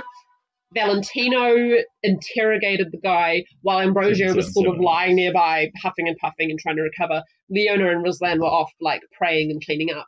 So only Ambrosio got to see Valentino grab the guy and be like, and say something, and Ambrosio didn't quite hear it. And the guy just went, okay, and left. And he also saw Valentino grab a note out of the pocket of one of the fallen men. And they've fully recovered. They've stayed overnight at a village, and now they're just heading into Medellano, the most beautiful city in Tirenia, and they're going to go and find the blacksmith master, Stella Rosso, sorry. Yeah, Stella Rosso. Valentino. All right. So I can't help but feel that he's much more interesting than my characters at the moment. Well, hopefully that'll change shortly. Yeah. Because I haven't really had my No, you're moment about to yet. have. I know what my thing is that's coming up, or at least I know something about it. So you arrive at the. Yeah. Now it doesn't look like your normal. Actually, what time of day is it when we arrive? It's like around about just after lunchtime. You guys stop for a meal. Okay, yeah, we'll stop for a meal here then. Yeah. And then we'll sort of push on and then look for meals here, because the cuisine. The cuisine is like none other. I mean, sure, in Venora you get some fancy stuff, but it's a shadow of a copy of what they do in Medellano. What do they do? Let's have a look. I always like having the everything is very, very delicate and small. Beautiful small servings of delicious, deliciously honey-cooked vegetables, beautiful, mysterious sauces to complement every dish. If they ever serve meat, which they do rarely, it's very thin strips of meat, very beautifully prepared. Oh, here we go. Here's a list of the foods that you'd get, the sorts of standard things that you'd have in the area. Cool. Risotto. Yeah. Beautiful, fragrant risottos. Meat stews, rice, cheese, and butter. Their stews are colourful. You can see they're full of wonderful fresh ingredients. And then saffron rice is the big one. Saffron risotto. Yeah. Oh, yum. Yum. Yeah. Oh. So. Yeah. So we have a nice you have a beautiful fresh meal risotto with some extremely delicate wine. You thought you thought you knew good wine in Venora, but this is. Oh, do we need to pay anything for the food? Yes. How much? It'll be the price for like proper expensive food. Let's say gold each. Yeah. I mean, Milano is an expensive city to live in. Yeah. There's different districts, but of course we're coming in the main way that merchants would come in. So, we'd get all the tourist food, tourist cafes. Then we ask around for the address of Stella Rosso. Yeah, you don't actually need to ask because this being the capital of your region. Ruslan has been here before. He knows his way around. Having accompanied Giorgio, Valentino very well may have been here before, and you've at least been here once before. But you don't necessarily know the way to the I doubt I'm cities. familiar with it, but and if you didn't have Ruslan to guide you, you might be confused because the district where the Smiths are looks nothing like what you think. Everything is still very beautiful here, except instead of having so many plants around, it's a lot more like beautiful, delicate, wrought ironwork rather than plants, because plants would obviously sort of get too smoked out by forges and stuff. But everything's very clean and metallic. And of course the forges themselves, those are very blackened and dirty, but as much as possible the shop fronts are all very, very clean and well presented. And you are escorted by Ruslan to this sort of open air, it's almost like a garden, but instead of a fountain in the middle of it, it's a forge.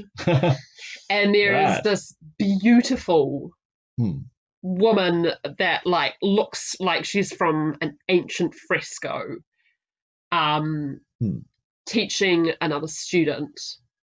And her assistant hurries up to the sort of, you're heading through like an open portal through an iron wrought gate. Whoa. Do you have a appointment with Miss Rosso? I have a letter recommending me to her from the guild of blacksmiths in Venora. And we'll fumble around in the saddlebags until we find the letters. This all seems in order. Venora, you say? Did you find your lanyard? No. Oh. Still lost your it's lanyard. you. Oh, can you please not do that? Sorry. I got confused by whose phone. Well, now I've got to respond to this message. It's more art for my game. Yeah, can't leave my artist on scene. That's rude. Okay, sorry, back to this. This all seems in order. Right, let me just find her schedule book. And you are? Flick.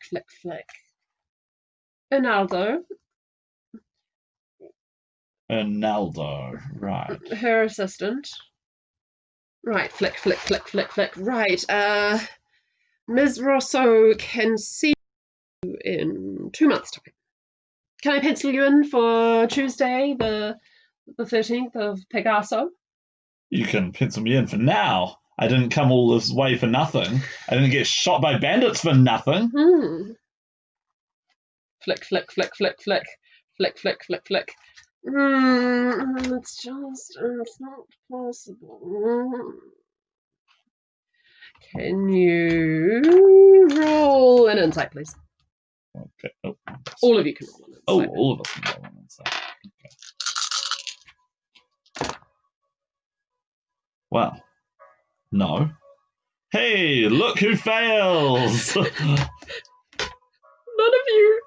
you managed this. None of you manage it. Yeah, he's got a -1. He's got a -1.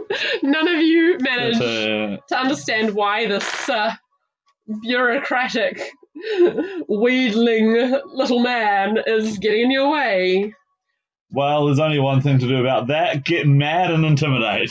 Oh, okay, go ahead. Yeah. Who's going to do it? I think it's going to be me, really. I'm not...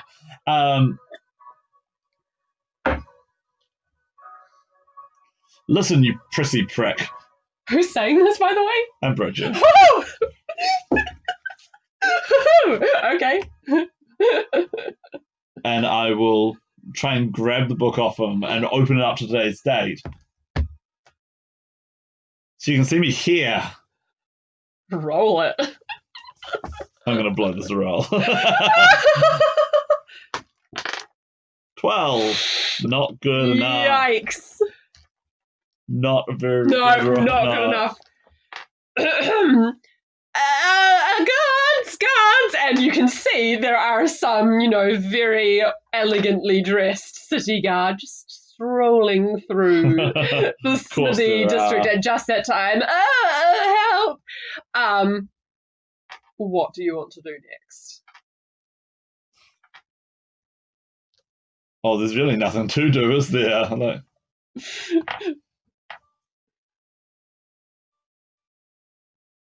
I guess just when they come over and ask if there's a problem here, say, no problem, we were just leaving, and leave. Do you want to be penciled in for 2 months' time, or...? No. No? Okay. No. Okay. It's alright. It was not meant to be. It was not meant to be? It was not meant to be in Medellano. But that's okay. Because there's a whole map waiting for you. Right. And you have plenty of provisions. You can go anywhere. True. Anywhere on the map. But Medellano is now closed to you. For now. For now. Okay, well, I guess we'll... But the thing is that perhaps when you get more prestige or whatever it is that this levels whatever it is that this man is waiting to see from you, or his boss is waiting to see, then perhaps you'll be summoned. Money masterpieces, a better roll in persuasion, perhaps. A new personality. A personality-ectomy, whatever. Okay, well, I think we have a little argument here about where do we go next? How badly mishandled it was. Mishandled the entire thing. Oh, boy. This is very interesting. It is. The main character can't do anything, can he? So far, all he's done is died and gotten angry. Oh. I still love him. All right. There's not enough there to love just yet, but I'm hoping it's going to come. No, I've written his whole natal chart, and I know who he is, okay? Anyway, you now have to pick a new destination, and you crossed one off the list for now. You can't go back this session. Okay, well, we'll have a look at the map.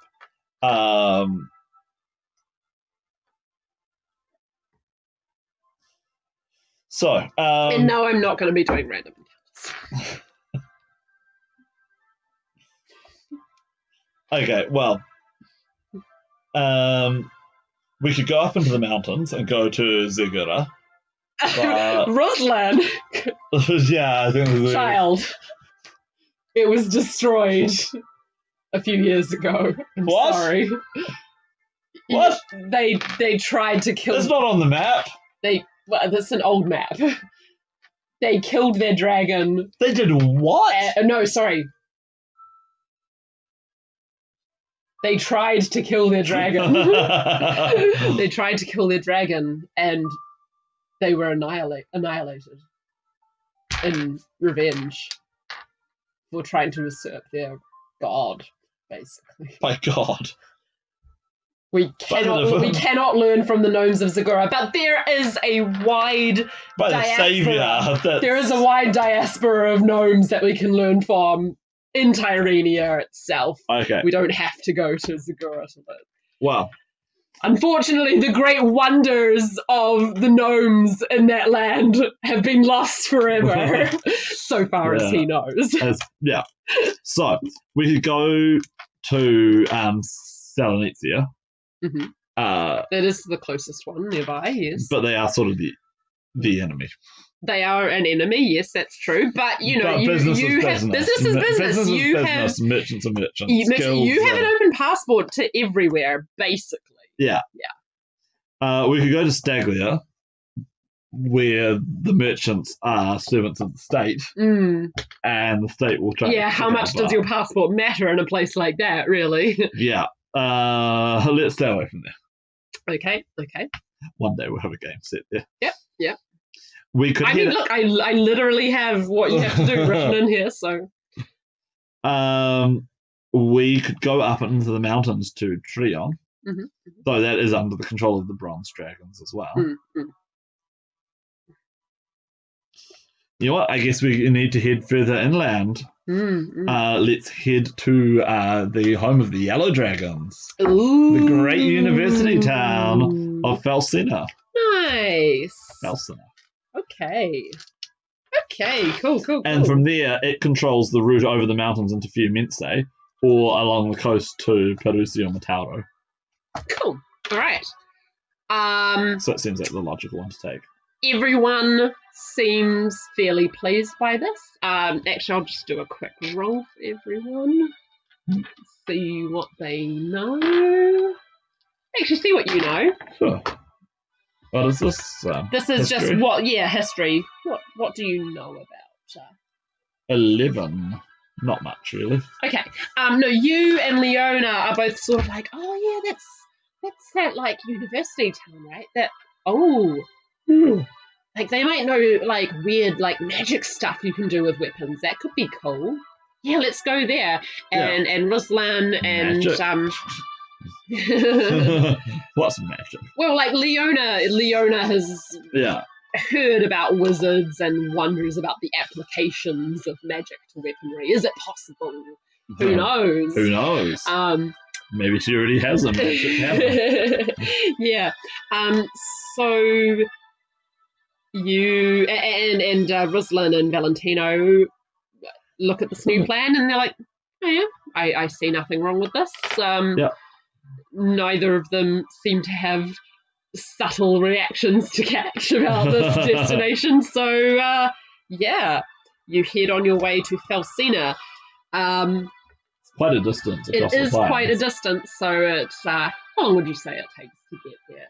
A couple of weeks, maybe? Oh, not that long. No, a week? Hang on, I can you can use real world. We can use real world times. to estimate it. Cool. It takes maps. It takes maps. It takes But yes, it's the home of the Yellow Dragons. Yeah. It is the home of 10 universities and maybe a secret 11th one, which is the University of Magic, if it really exists. Oh wait, no, Falsina. You won't find Falsina on the Google Maps, James. It's full of warring factions of students who are constantly pranking and fighting with each other in the streets. But yeah, it's the home of learned people and what's with the yellows? They're not the gluttons, are they? Yeah. They're the gluttons. So home of learned humanoids and gluttonous yellow dragons who 450 kilometers. 450 kilometers on foot. And how long would that take to They're saying 2 days. 2 days? That might be on foot. And also that's on a smaller scale as well. Yeah, it is. So, but yeah, 450 kilometers. By horse. By foot, because you can't actually gallop. Oh, right. Yeah.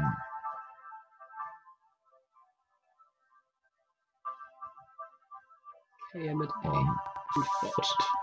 Oh, yeah. I wonder. Just give us a straight answer, please, Google. How far can a person walk in a day?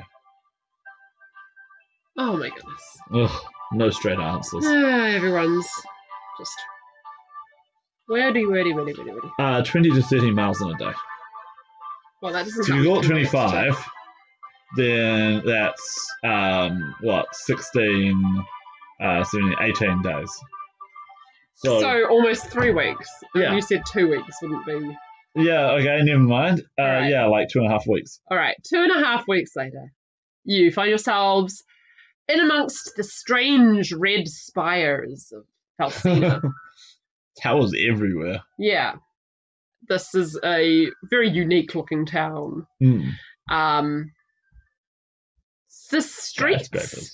streets are oddly not abandoned's the wrong word, right? But people sort of scurry from place to place, except for swaggering bands of students in their undergrad robes. Do the people look like they're avoiding the students? Yes. Right. And all of the shop windows have bars in front of them. All of the houses, all of their windows are barred and the doors are reinforced. Town ever. It is Dunedin on steroids. It's, yeah.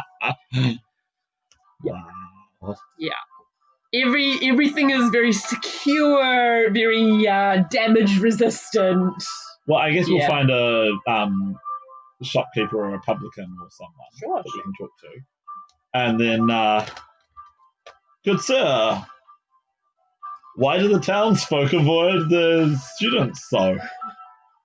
And we're going persuasion this time, not intimidation. You don't even need persuasion for this guy to bitch about the bloody students. Watch out, you newcomers. You're very likely to get pranked or attacked by roving bands of students. The dragons won't take any pity on you. Be very careful. If you see a roving band of students, try and get inside as soon as you can. Because you'll either get swept up into their wave of carousing and you'll find yourself the worst hangover you've ever had the next day, or you'll be dying of kidney failure in a gutter somewhere, or the need to eat your heart out. Bottled in a tavern somewhere. Yeah, whatever you do, don't bite your thumb at them. Do not bite your thumb at them. Do whatever you do. Do not talk philosophy at them. Do not argue with them about philosophy. So, what is philosophy? It's arguing about arguing. It's thinking about thinking. It's ideas about ideas. It's dangerous! But this makes no sense. I know. Good folk like us, we just carry on with our normal lives down here. We try not to think too hard about thinking. We try not to argue about arguing. We have good, solid working man's arguments about, about dinner and the weather and bed habits, but they argue about arguing. They argue about what dead men thought about men's thoughts. But this is ridiculous. I know. They should act rather than think. You're a good lad.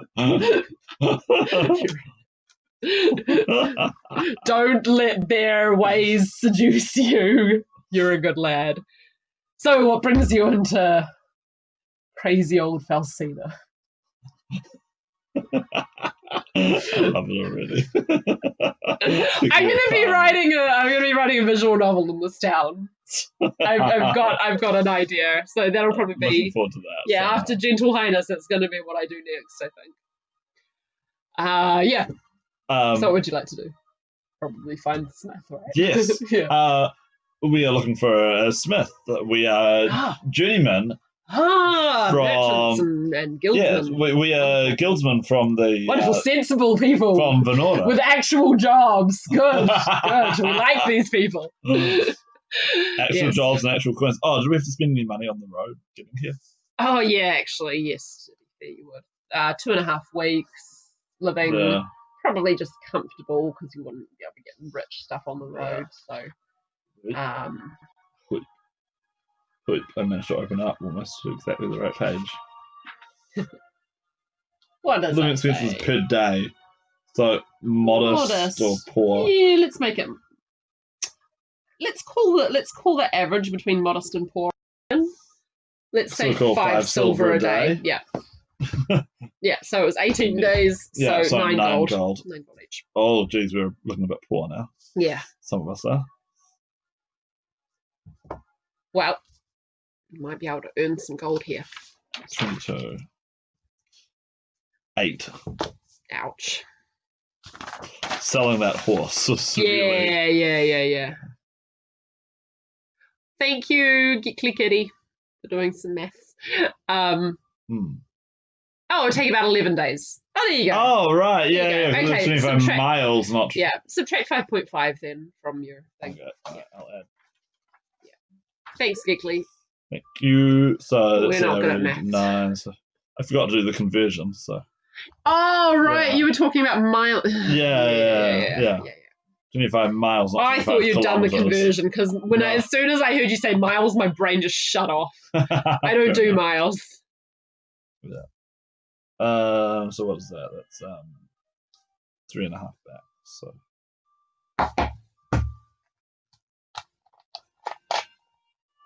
5, 11, and 5. And now I'm taking off the 5.5. So cool. That's 15 and 5. So you're not quite as poor, but no, not quite as dire as all that. But we don't have huge reserves. Okay. He tells you exactly where to go to meet the smith. He tells you her name. Her name's Aurora. Bernadello. Yeah, Aurora. Try not to stare too much. She's very pretty, but she feels a bit, she wants to be valued for her trade. You understand. The smith we saw at Midilano was passing fair as well. Huh. Maybe this instance, I don't know. I don't know how they keep their skin with such a trade. You all look nice, but you're fresh-faced youths, so I don't know. Why, thank you. You're not so bad yourself, I suppose. She's actually getting on in years, but she's a fine figure of a woman. Anyway, don't tell her I said that. She wouldn't be very happy. Anyway, she's just and he gives you the directions. Yeah. And, right. What Bernadello. Yeah. Best of luck to you, and he looks out of the door before he lets you go. All clear. Go ahead, just make sure to look both ways before you cross the road. Keep away from students. You can hear them coming, so right. Only the very stupid could get snuck up on by students.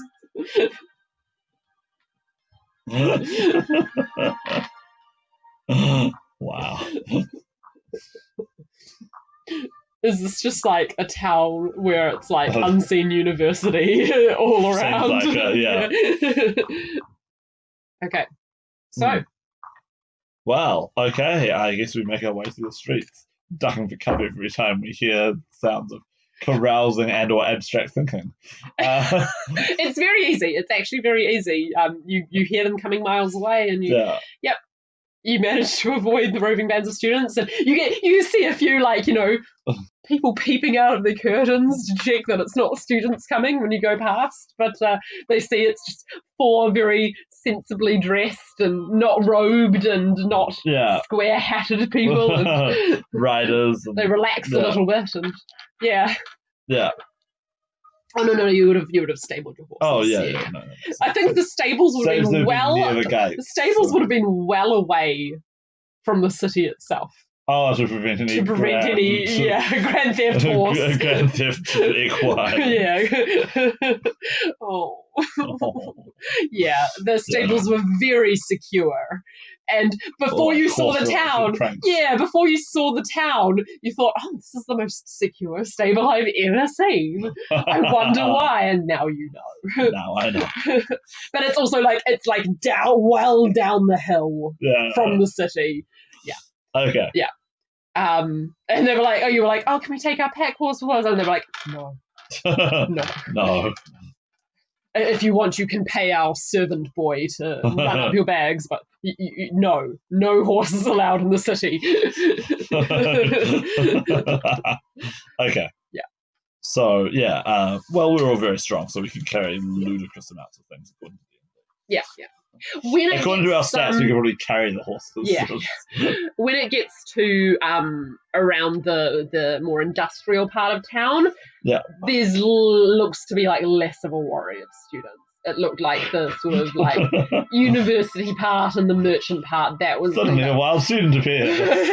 No. This is a little bit more like people are out in their workshops. Their workshops are a bit more open to the world. There are still they look to be heavy iron doors that everyone can shut on the yards and securely lock, but people are actually working outside, and it's a little bit more sensible. I'm just saying, a wild student appears. Ambrogio uses philosophy. What is effectiveness?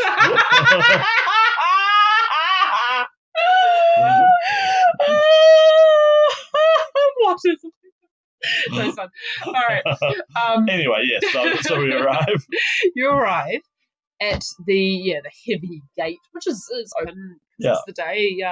Though it's a sort of stormy, cloudy day up in the mountains, and you see as soon as you see her, you sort of realize, right. She's striking because she's one of La Bella.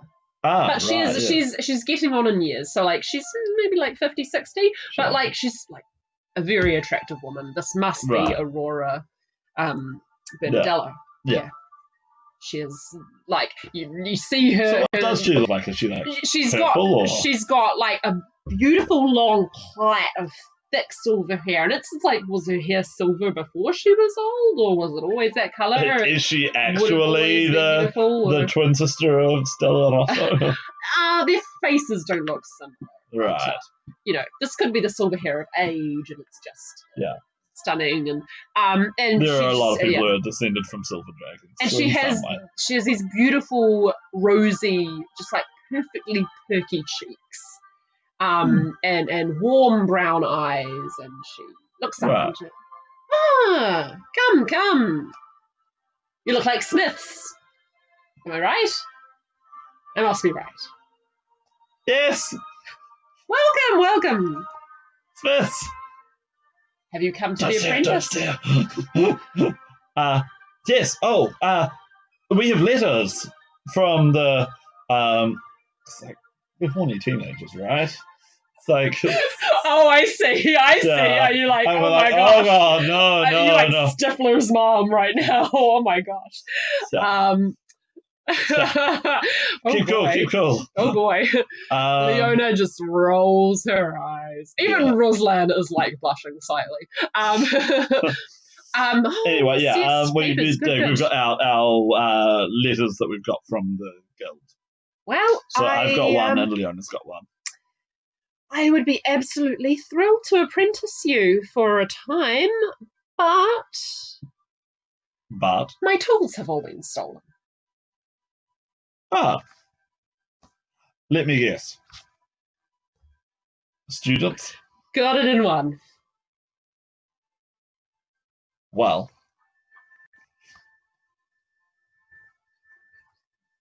I would be honored if you would use mine. Ah, And we you. unpack. Apparently, we have. I don't know how we would have taken them with us, though.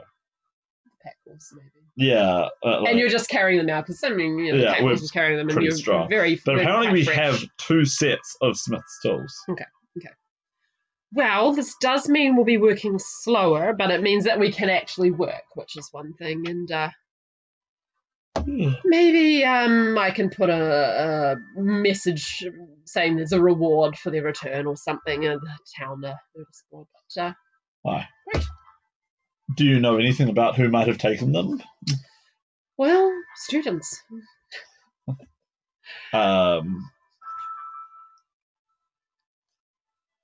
Let's see, what should I call her? Should I call her like Maestra? I good don't know. lady and maestra?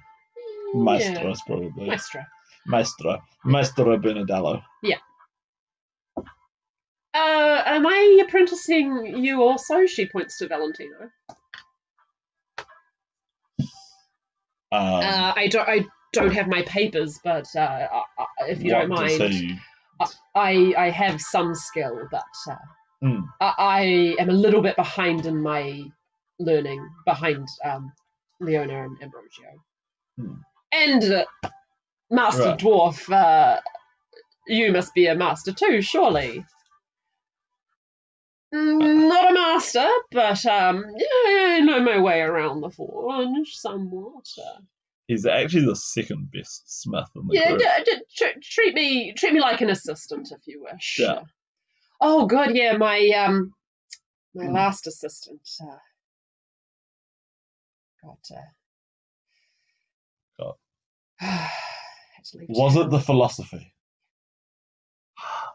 It is a dreadful curse. She ran off screaming, saying she'd never come back to this town. It's hard to get good help. It really is. But you know, people need a smith. People need a smith. Hey, yeah, you noticed. She assumed he could smith. You noticed. She assumed his smithing ability. Yeah. More on that later. No, anyway.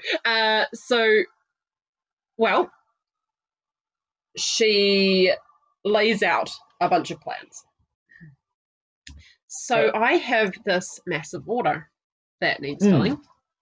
And we might as well get to work now. We're going to be going slightly. What manner of order is this? For lots and lots of swords. I take it you're all fairly practiced at swords? Yes, it is our main craft. Yeah, it sure is. Me too. Well, I'll see if I can teach you something new about making this many swords at a time. With all of us all together, we should be able to get through it fairly fast. Right. I guess it's all right that we don't all have tools, all 5 of us, because obviously some of us will need to take turns working the bellows. Right. Yeah. Let's. You really have taken notes, haven't you? Yeah. Wow. But, right. So the order is for, oh my goodness, how many swords? 200 swords. 200? 200 swords. She's just going to try and fulfill as many as she can. Who has commissioned so many swords? To a is it merchant role? Yep, do a merchant role. Okay. Can be any of you doing this. Yeah, we've got 2 of us with merchants tools. So. Nope. Yep. Leona knows all about this stuff with her 23. Claudius the Red, Leona says, pointing at a name. Claudius the Red. Some guy called Claudius the Red. Claudius. And Aurora just shrugs and. Old-fashioned name. Yeah, it is. It's you know, he didn't come to me directly. He sent an agent of his, but I asked about the name, and yeah, they just say he's got a penchant for, all that old Roman stuff.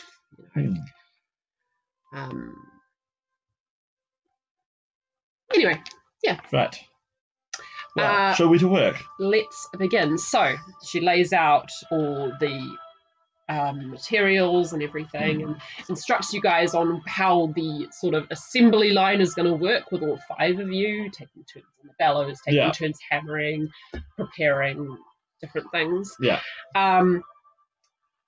So I guess we've got the molds, and so we'll heat the metal, pour it into the molds, and we'll try and have multiple ones going at once. Yeah.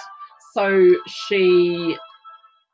you guys begin the actual forging itself, which at this stage you've all, well, actually not all of you. What's this? Terrible. The worst joke on my team meeting. What do you call a belt with time watches around it? What do you call a belt with time watches around it? As opposed to, a space watch. What do you call a belt with time watches? What do you call a belt with time watches around it?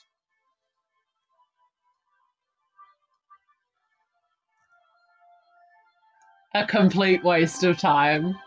No, you don't. All right, back to the scene. No. It's so bad.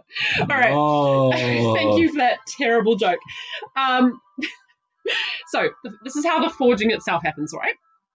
Yes. You guys heat the metal, heating, hammering, cooling. Yes. Then again and again. So you have a bit of an assembly line going on, and that, how many sets of tools do we have amongst us? 2. 2, okay. So 2 different people are taking turns on the bellows. Yeah. So one on, one off, because it's quite involved. Sure. And then 2 of you have got actual active blades in there that you're hammering, and then 1 person is responsible. Actually, it'll be Aurora. She's sorting them out as they're finished, bringing new ones and making sure that everything. So I guess we'll start off with just doing the blades, and then we'll add the handles on later. Yeah, totally. Yeah, that stuff happens last. Yeah.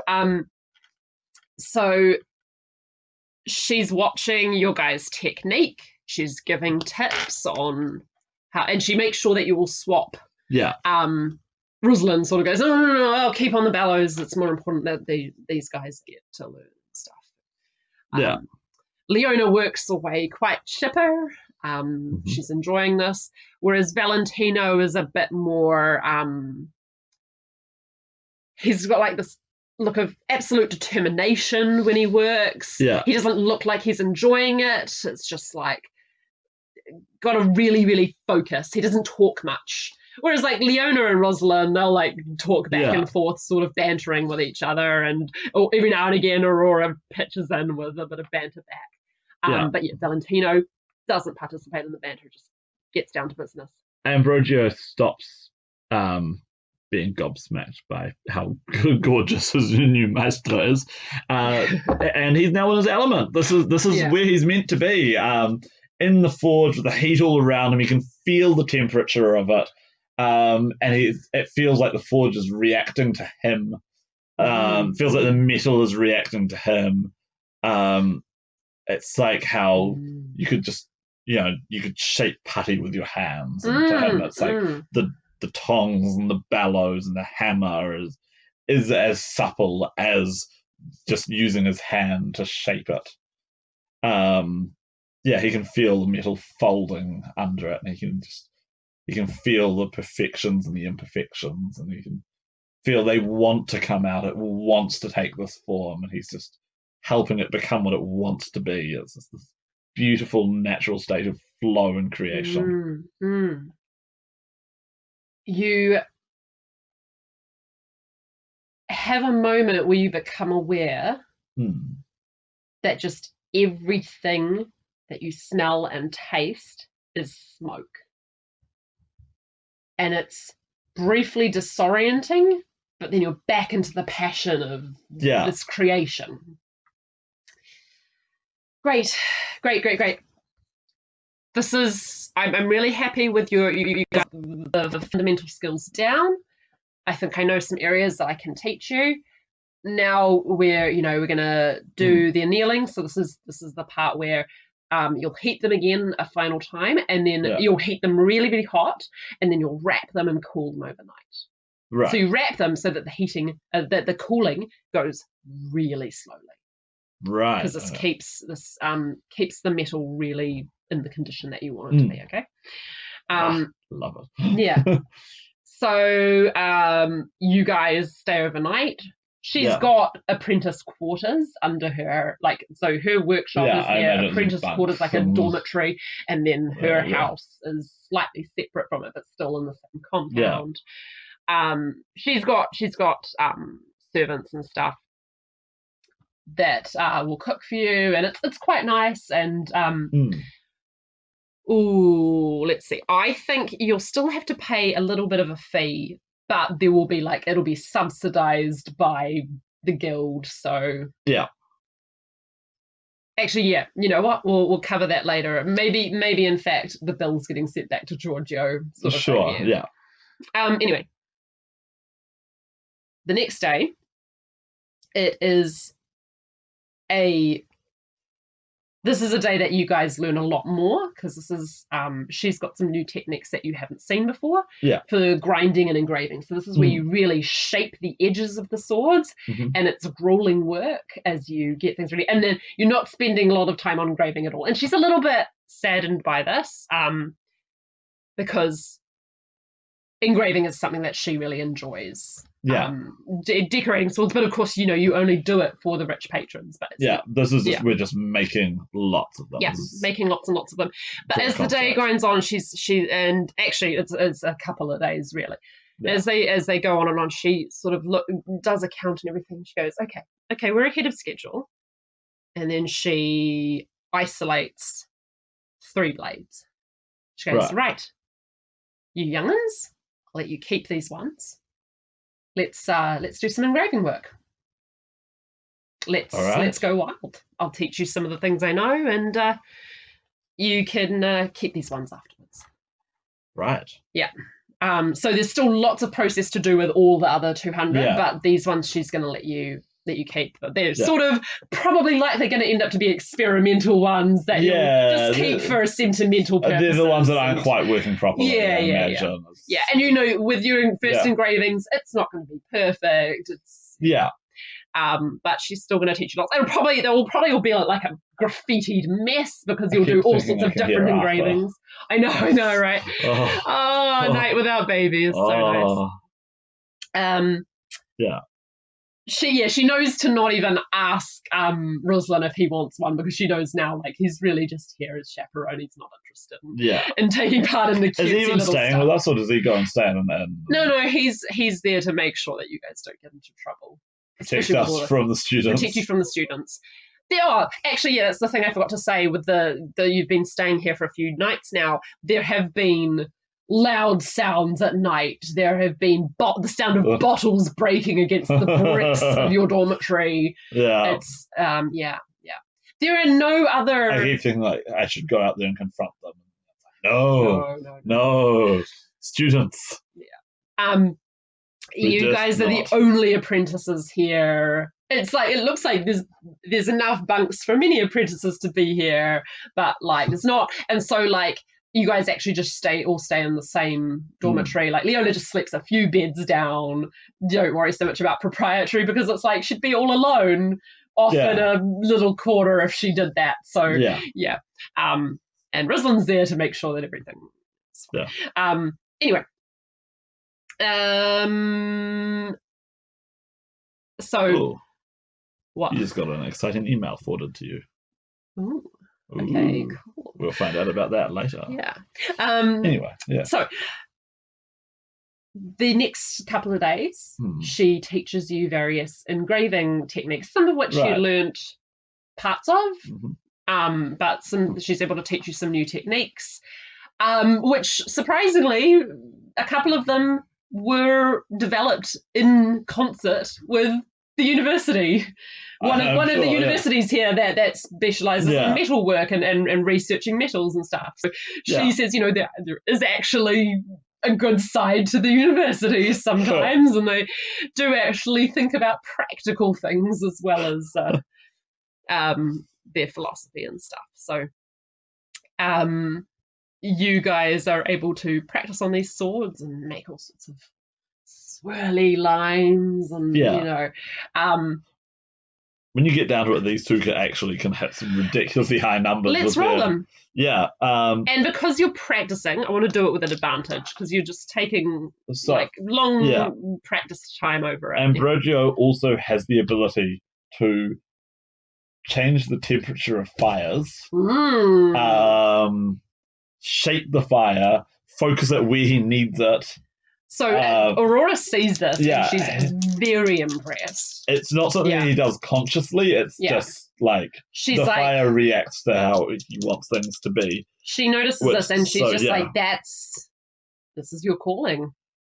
I don't know what else to say. And then he rolls really badly because it's Ambrogio. Okay, so you're not the best at engraving. He might be distracted. You're not the best at engraving. And he's perhaps you're distracted. Hot potato. This is your first time trying it. Perhaps you're not only a 12. Delicately artistic. You're about the art of the fire and can we roll for Leona, please? Leona, meanwhile, will be praying while she does it. Right. So she's got advantage as well. Yeah, guidance and advantage because the practice work. She can't make the fire do what she wants, but she does get. So that is 20 to 25. Wow. Perfect, says Aurora. Just perfect. Stunning. I hear that, your people are very dexterous with their hands. That's wonderful. You show great skill. Positive racism there again with the assuming things about people's ethnicities. You're very skilled, my dear. It's just patience. This design came to me in a dream. From the Saint of Forges. Everardo. Yeah. And then Valentino is going to try as well. Let's see how he goes. And meanwhile, Valentino has... he gets advantage too, doesn't he? Yeah, you're all doing it slowly, taking your time. He's got a 15, so he does better than me. Yeah, and with all my mad bonuses that I've got to add up. And he's not going to let you forget it. Yeah. So she praises him, and he looks directly at you. It's like, I'm in. It's the first sign of enjoying himself this whole time. And even then, it's fleeting. Well, I mean, that's good at least, but at the same time, I want to take that smirk off his face. Okay. But it's good. It's only right. Because you guys were ahead of schedule, she's able to spend a couple of days teaching you some engraving techniques. So that's the major thing that you've learned. But in the remaining time that you have with her here, it's now time for the hardening and the tempering. And this is go time. Yeah. So this is where every single one of these 203 blades, she's going to let you start with. She's going to let you start with our ones, so that we've got some practice before we go on to the rest. So they're going to be hardened. So what that means is you're going to heat them to an extreme temperature and then immediately quench them. And then you're going to heat them again to a lower temperature, quench, heat, quench, heat, quench. It's so you're going to do this several times. Heat, quench, heat, quench, heat, quench. Yeah. And that's the hardening and the tempering. And you've got to do this a lot of times. Yeah. So, Ambrogio at least can get the temperature where he needs it. And she's relying on that. She trusts that this is going to go smoothly because of your ability. But she's still very serious about it because this is This is Yeah. where No, that's not It's something the fan. he can't just be like, well, he No, could, but he no. doesn't know Well, that he can. you guys have Because we're starting definitely out on magic here. Yeah, you guys have But definitely just- done this before. I'm just gonna Yeah, he can turn just, when he does all the this things that you for no need to reason. do, he can just get it to very accurately, I'm just turning to that page for no reason. coincidentally. So yeah, No reason. no reason.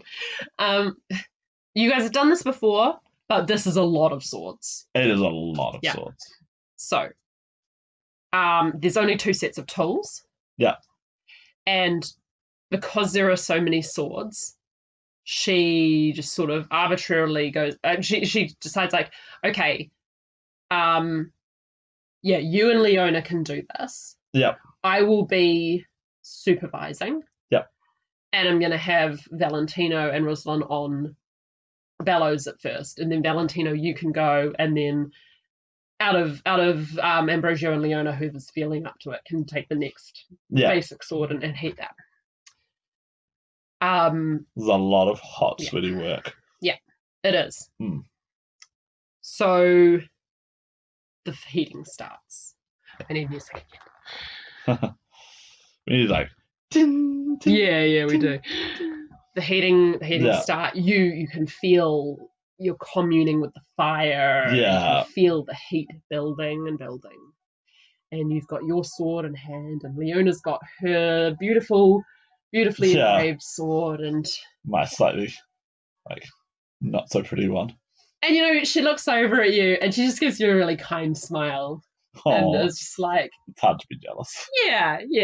It is hard to be Actually, I don't think jealousy is really a thing that Ambrosio has. She Like, is yeah, not, she did something really amazing. gloating would be the last thing talented. on her mind. Yeah. She's just really excited that the two of you are getting to do this thing with this really brand new technique. cool. It's a really special thing. We're going to be working together. Yeah. Just like how we're going to use all the different tools. We are part of the tools. We are all just a part of this forge. Okay, and then Aurora says, go. So you guys feed the metal into the forge and watch it heat to hot white. Yeah. And then she goes, quench. And you guys lift your blades, thrust them into the...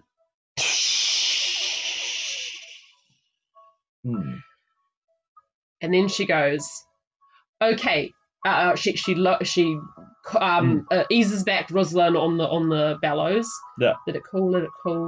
You can feel the tension as the fire dies down. You can feel an urgency in your blade. Oh dear. And then she goes, keep it PG rated. And go. Right. And you Yeah. are ready, and you thrust it in. And then you hear Leona let out a scream. And there's steam everywhere. And Aurora is suddenly by your side. And she goes, keep going. You can't see the other 3. Right. Meanwhile, well, no, actually, yeah. In the steam, yeah. Aurora's going, they're okay. Focus. And then suddenly you can't even see her. Right. And it's you, the forge, the barrel of water, and the blade. Right.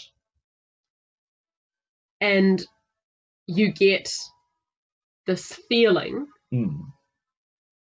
that someone is looking down at you. Right. From really far, far away, with these eyes that bore into your soul. And you see the constellations in your mind's eye. And the thing watching demands, who are you? And it's showing you the constellations, all 13 of them in the zodiac flicking by. Mm. And it's saying, as the metal is heating and heating and heating, who are you? And it's like time is standing still. Mm. This blade is not reaching the temperature it's supposed to. As the question keeps coming, who are you? Ooh. Who are you? Well, who are you? I am the Griffin. You are the Griffin. Okay. The blade is the right temperature. You plunge it into the water. Meanwhile, Valentino, Ruslan, and Leona roll initiative. What? Students? No. You. Oh, it's the competent ones. They're not losing anything. You have been enveloped by steam. Hmm. Aurora comes out of the steam cloud, coughing. Sorry. You know, you're surrounded by white smoke, steam. But yeah.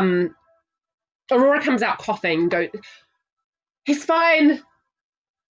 And then she points into above the forge as a smoky figure leaps out of it and goes for Valentino.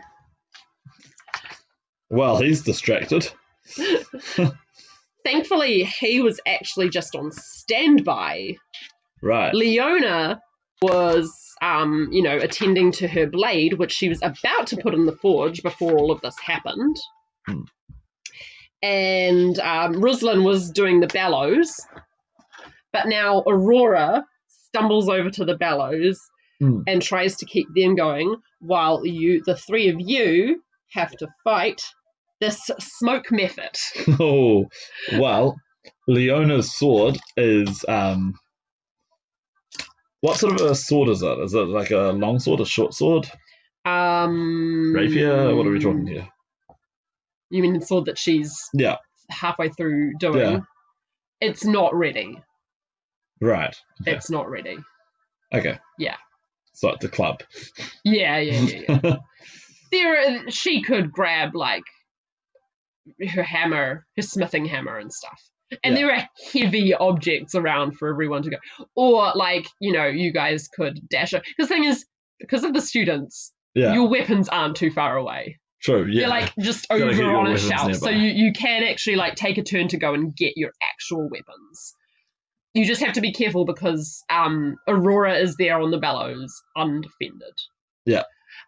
So those are your... Oh, okay. Method is taking its time getting summoned. What are all of your initiatives? So I've got a 21 for Leona. Choo. I've got an 11 for Ruslan. Okay. And an 8 for Valentino.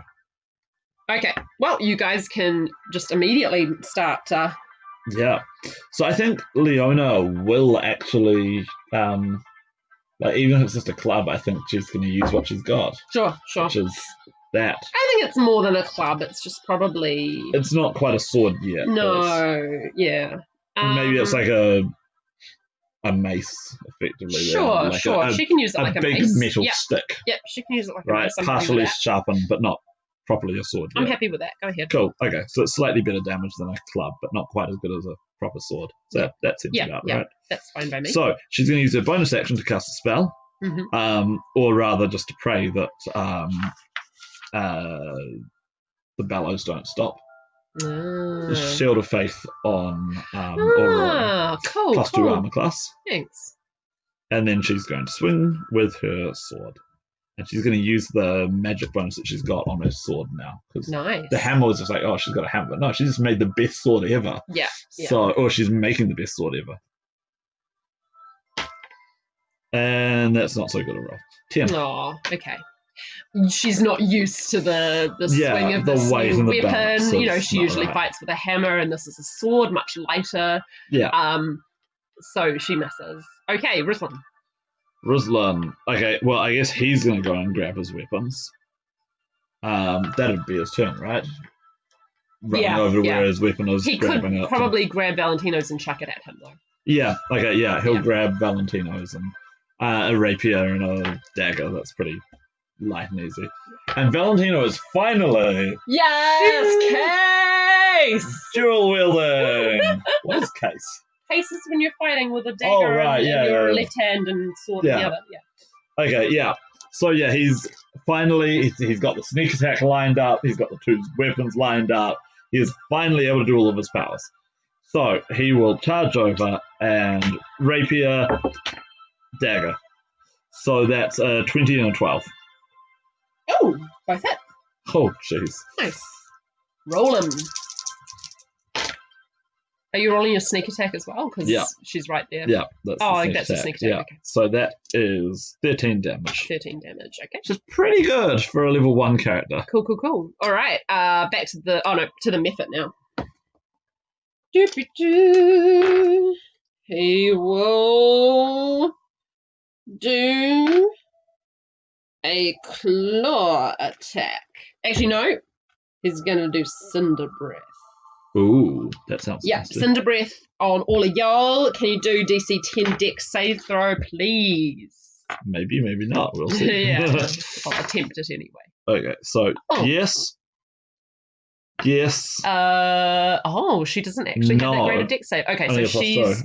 So Leona's hit. Well, she is right there. She is right there. Yeah, so she gets smoke all up in her eyes. She is rolling with, I think it's disadvantage if she's blinded, right? Yeah, that sounds right. Okay, so she can attack with disadvantage this turn. Okay, do they take damage? No. No, it's all it does. Just a blinding attack. Ah, okay. Cool, okay. So, she will attack with disadvantage then. Which is a 15. Damn! Roll it. Okay, so we're saying that this is... so that is 7 damage. Cool. All right, Rosalind, who's now got his two-handed sword. Because that's a great thing to swing around in a... Oh, whoops! Sorry, everyone. It's a fairly big workshop. It's an open to the air type workshop. True. Well, he'll... Yep. Yeah. Okay. The smoke method, if you even know that that's what it's called, it just dissipates into heavy black smoke. You're all coughing. You're all blinded, if you weren't already. Yeah. Choking. And they're choking. Yeah. Meanwhile. In the cloud of white smoke, the sword reaches its optimal temperature again. You thrust it in the water. Thrust it back into the forge, waiting for the optimal temperature. And the voice is back. The constellations are back, but the griffin is not there anymore. Right. And it asks you, what is it you want? And the sword is not reaching its optimal temperature, and this voice just keeps repeating, what is it you want? What is it you want? Ooh, let's see. This is cool. What do we got? We've got the Hydra. No. The Pegasus. No. The troll. Oh, it's a troll. It's like the hairy person. The troll. No. The land shark. That's a great land shark. No. I had to find a public domain one. Yeah. The bullet is not domain. No. The dragon. Or that's a be careful what you ask for. The devil squid. The aboleth, yeah. What's an aboleth? Yeah, it's not a public domain name either. No, yeah. The devil squid. No, the names don't have to be public domain. This image has to be the public devilfish, domain. the aboleth. The sphinx, maybe. The eton, no. The harpy, no. The lamia, no. The blink dog, no. The unicorn, maybe. What is it you want? The unicorn. You want the unicorn. Okay. Yeah. Cool. The sword reaches the optimal temperature, and back to the group. Oh. 2 smoke methods Ah. pop out of the forge. We'll go with the same initiative scores. That makes sense. Going with Leona. Leona. Cool. So she swings her sword again. For a 12. 12. Yep, that'll hit. For 4 damage. 4 damage. Rosalind. Oh, by the way, the smoke has cleared by now. Yeah. Yeah. That's a hit. Only for more of these guys to arrive. Yeah. Another dice. Roll it. 9 damage. Yep. Valentino. And Valentino, sword, dagger. Whoa. Hit. Nice. Valentino, you badass.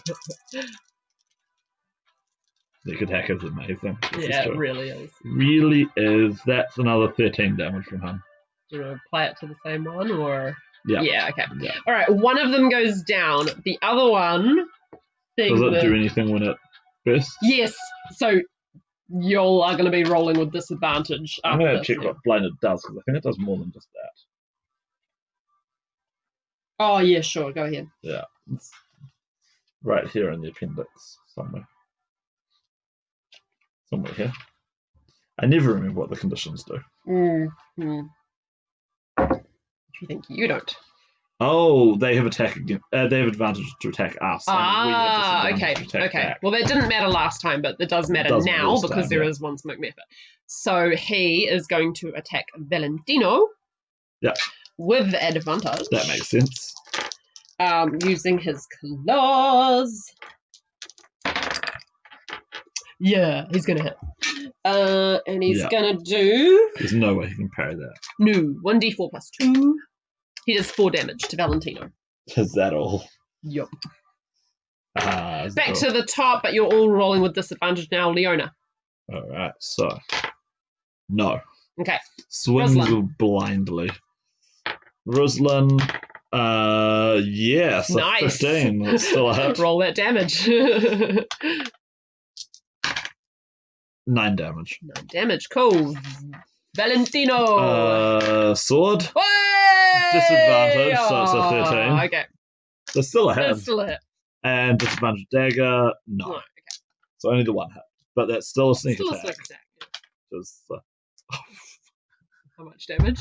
That's 14. Boom! More smoke erupts. Meanwhile... And Valentino. You wanted him to be the DPS character. He did, yeah. You did. Meanwhile, back in the white smoke cloud. Yes. Plunged it into the water. Plunge it back into the thing. It's not hitting the optimal temperature. As the final question. Focus on the fire and bring up that temperature, and I can feel it in me as well. The sweat running off me. It is resisting as the question echoes in your head again and again. You cannot choose the griffin or the unicorn. Yeah. What will you sacrifice? What will I sacrifice? Well, what form will the sacrifice take, I guess?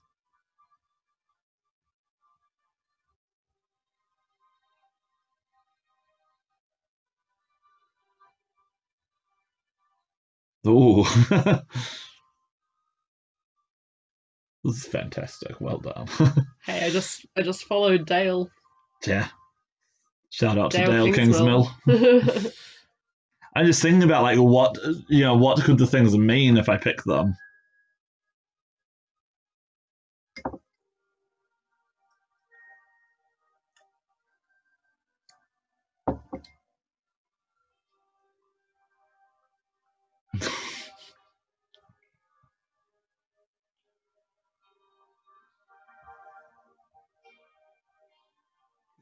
You gonna pick? The thing is, I knew what it had to be immediately, and I was like, "But what about the other ones? What about the other ones? I could choose something that's not as bad."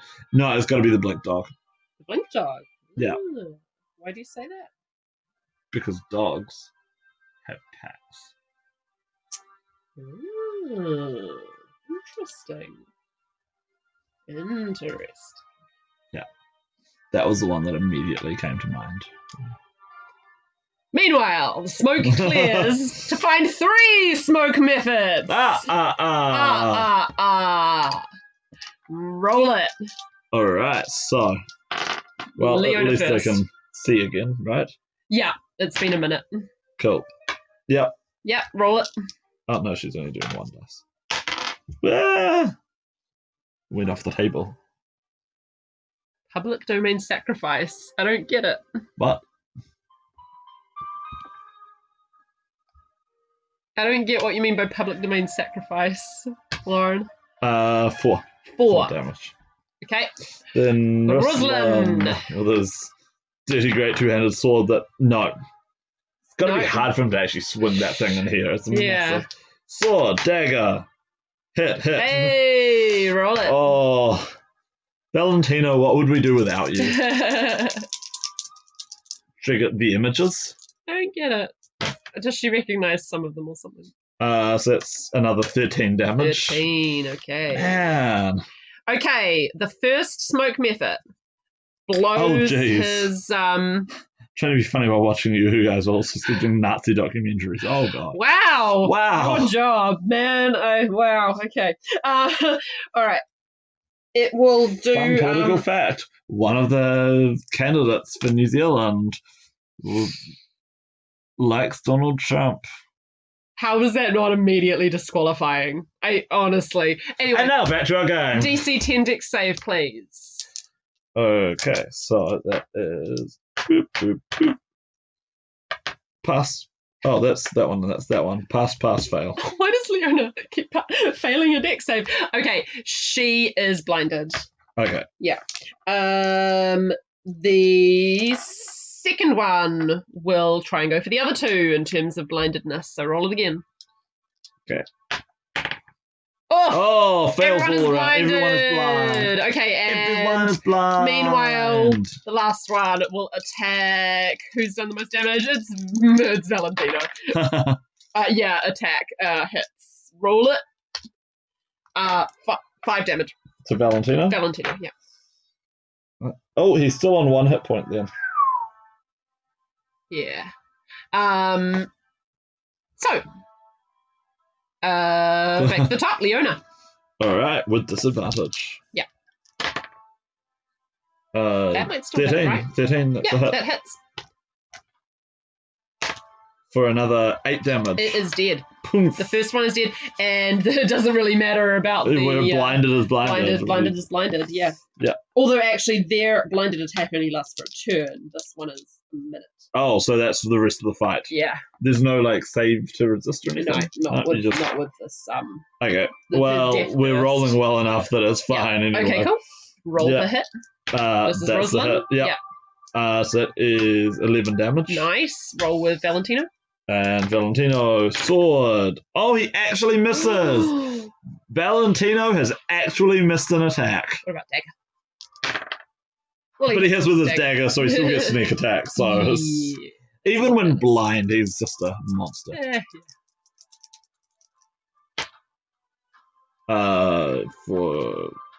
He doesn't get the bonus because it's his offhand weapon, so it's just 4. Okay, right. There are 2 methods. One goes and we're all blind, so they have advantage to attack. Yeah. You know what? It's just going to double down on Valentino. Oh, what's his AC? 14. Yeah, misses. Yeah. So the second one will go to Valentino. The second one hits Valentino. What does it get? It gets. No. What did it roll to hit him? Oh, Oh wait, 16. No, he's got to be able to see. Yeah. To be able to do his thing. He can't parry. 5 damage. And he finally goes down. He's down. Okay, Leona. Valentino is down. That's it. We're dead. Well, no, dead. You do have Leona. We do. Who hasn't used any of her spell slots. No, right? She's used 1. Oh, okay. It didn't do anything, but right. Oh no, it did. I mean, if thing gets attacked. True. Well, anyway, she'll do a healing word on Valentino, and then she'll try. Yeah. Man, healing word. Actually, do you have to be able to see the person you're healing word? I'm gonna say no. I'm gonna check. I'm going to say no because it's magic. And no, you got to be able to see them. No! You got to be able to see them. Blinded. We'll stop that. But I think lay on hands was touch, so lay on hands will work. True. Lay on hands, yeah. Yeah. I mean, it has just natural ability to tell people to get up. Yeah. I don't know what lay on hands is. I don't know why he can lay on hands. Totally. Yeah. Well, she will swing again. And that's a 12. That hits. Oh, okay. Roll it.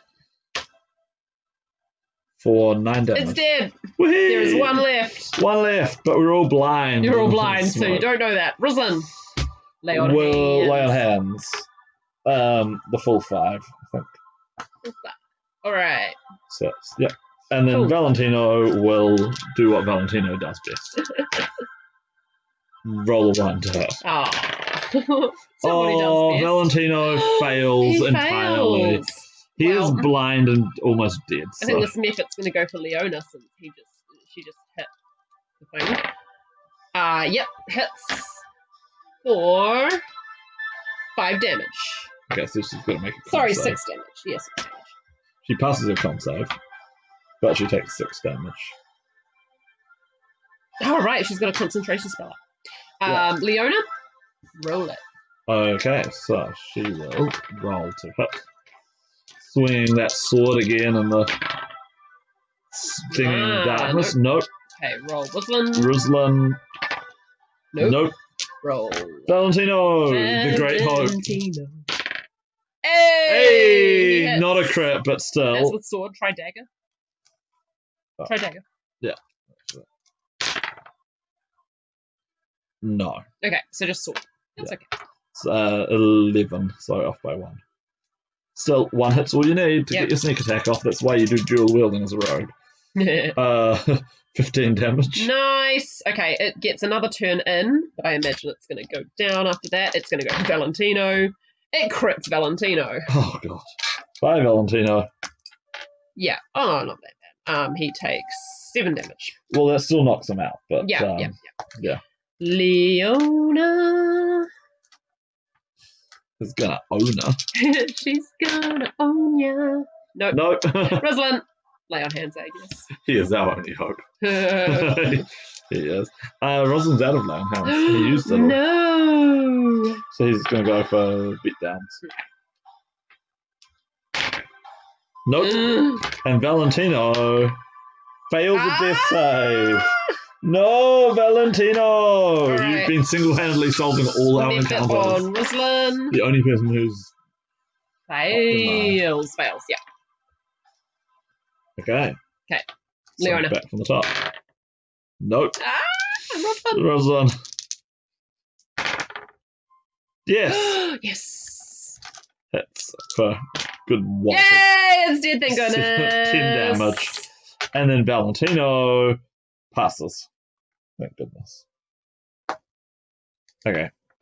So do they have to keep rolling to stabilize them? No, because you can actually just drag yourselves out of the. It's a sphere now. So the blindedness outside of the blindedness that was shot into your eyes that only lasts for a turn. Right. The blindedness in the sphere is only in the sphere. Yeah. So if you find him and drag him out, you guys are fine. Cool. And as the smoke dissipates and as Valentino is roused into consciousness by Leona, they turn to see... Cast that. 5. They turn to see Aurora collapse in exhaustion. She rolls on the back, looks up to see Ambrosio holding his sword. The engravings still look a bit dumb and childish. But he's holding the sword, which glows for a moment. Ooh. And they all look and, whoa, what did he do? Wow. And only Ambrosio hears a feminine voice. Goes, huh? Good. It worked. And scene. Ooh. Thank you.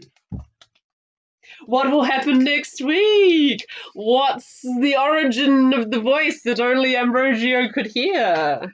Will Ambrogio roll above a 5? Who can say? No. But hey, you're going to be level 2 next week. Yeah. You're level 2. Yeah, we're all so much more leveling up. survivability. Woohoo! Woo! Oh yeah. Oh, by the way, other part of Look, other. Mummy, I made a sword. Good job. I'll stick it on the fridge. I'll say this part now, and we're going to pick up exactly that moment when we pick up. But Leona's beautifully engraved sword is just. Oh. It is now bent out of shape. Because she's been whacking like a club because it wasn't finished. And she was also blinded. Yeah. Her beautiful sword. But she doesn't care. Yeah. It was just It was a practice sword. She can make another one. Yeah. Because apparently I'm stuck with my ugly sword. You're stuck with the child sword. Is that going to be its name? The child sword. So yeah. There you go. Session 1. You visited. You tried to visit Middelano, but you ended up in Falsina. But that's okay. Maybe you'll get back to Middelano. Maybe you'll get back to Middelano just in time for a crossover episode with a certain weekend-long campaign. Maybe we'll go visit Fiumenze and maybe have a crossover with the Discord. Yeah. Well, speaking of which, come join us on the Discord if you want to do some play-by-post role-playing. I'm just talking to my friends now, really, aren't I? Yeah, you are, really. It's okay. It's okay. It is past my bedtime. It is well past your bedtime, and I'm so sorry, but thank you for playing. No, I need to put the rubbish out. Hey! Adulting. It has to happen sometimes. What else? Keep an eye out. We actually have dragonsoftirenia.com now. Ooh. But there's nothing on there yet. Similarly, we have a Dragons of Tirenia Facebook page now. We do. Join that if you're rather than already. all the different ones that I've had in the past for the different games. Yeah. I don't think there's anything on that one either yet, really. There's a post pinned in there which tells you to go to other places to find out more information at the moment. It's not really a hub yet. Not yet. No. We're just going to keep prepping everything for the lead up to Armageddon. I started writing the Armageddon adventures today. Yeah. These are the ones that we'll be playing over the weekend rather than the one that we're selling. And then I realised there was a massive plot hole that I haven't figured out the solution to. I'm not sure your answer really. We'll talk about it. But yeah. But yeah. So yeah, that's us. More next week. Whee! More next week. Whee! All right. Thanks for joining us. Thank you, everyone. Have a lovely night.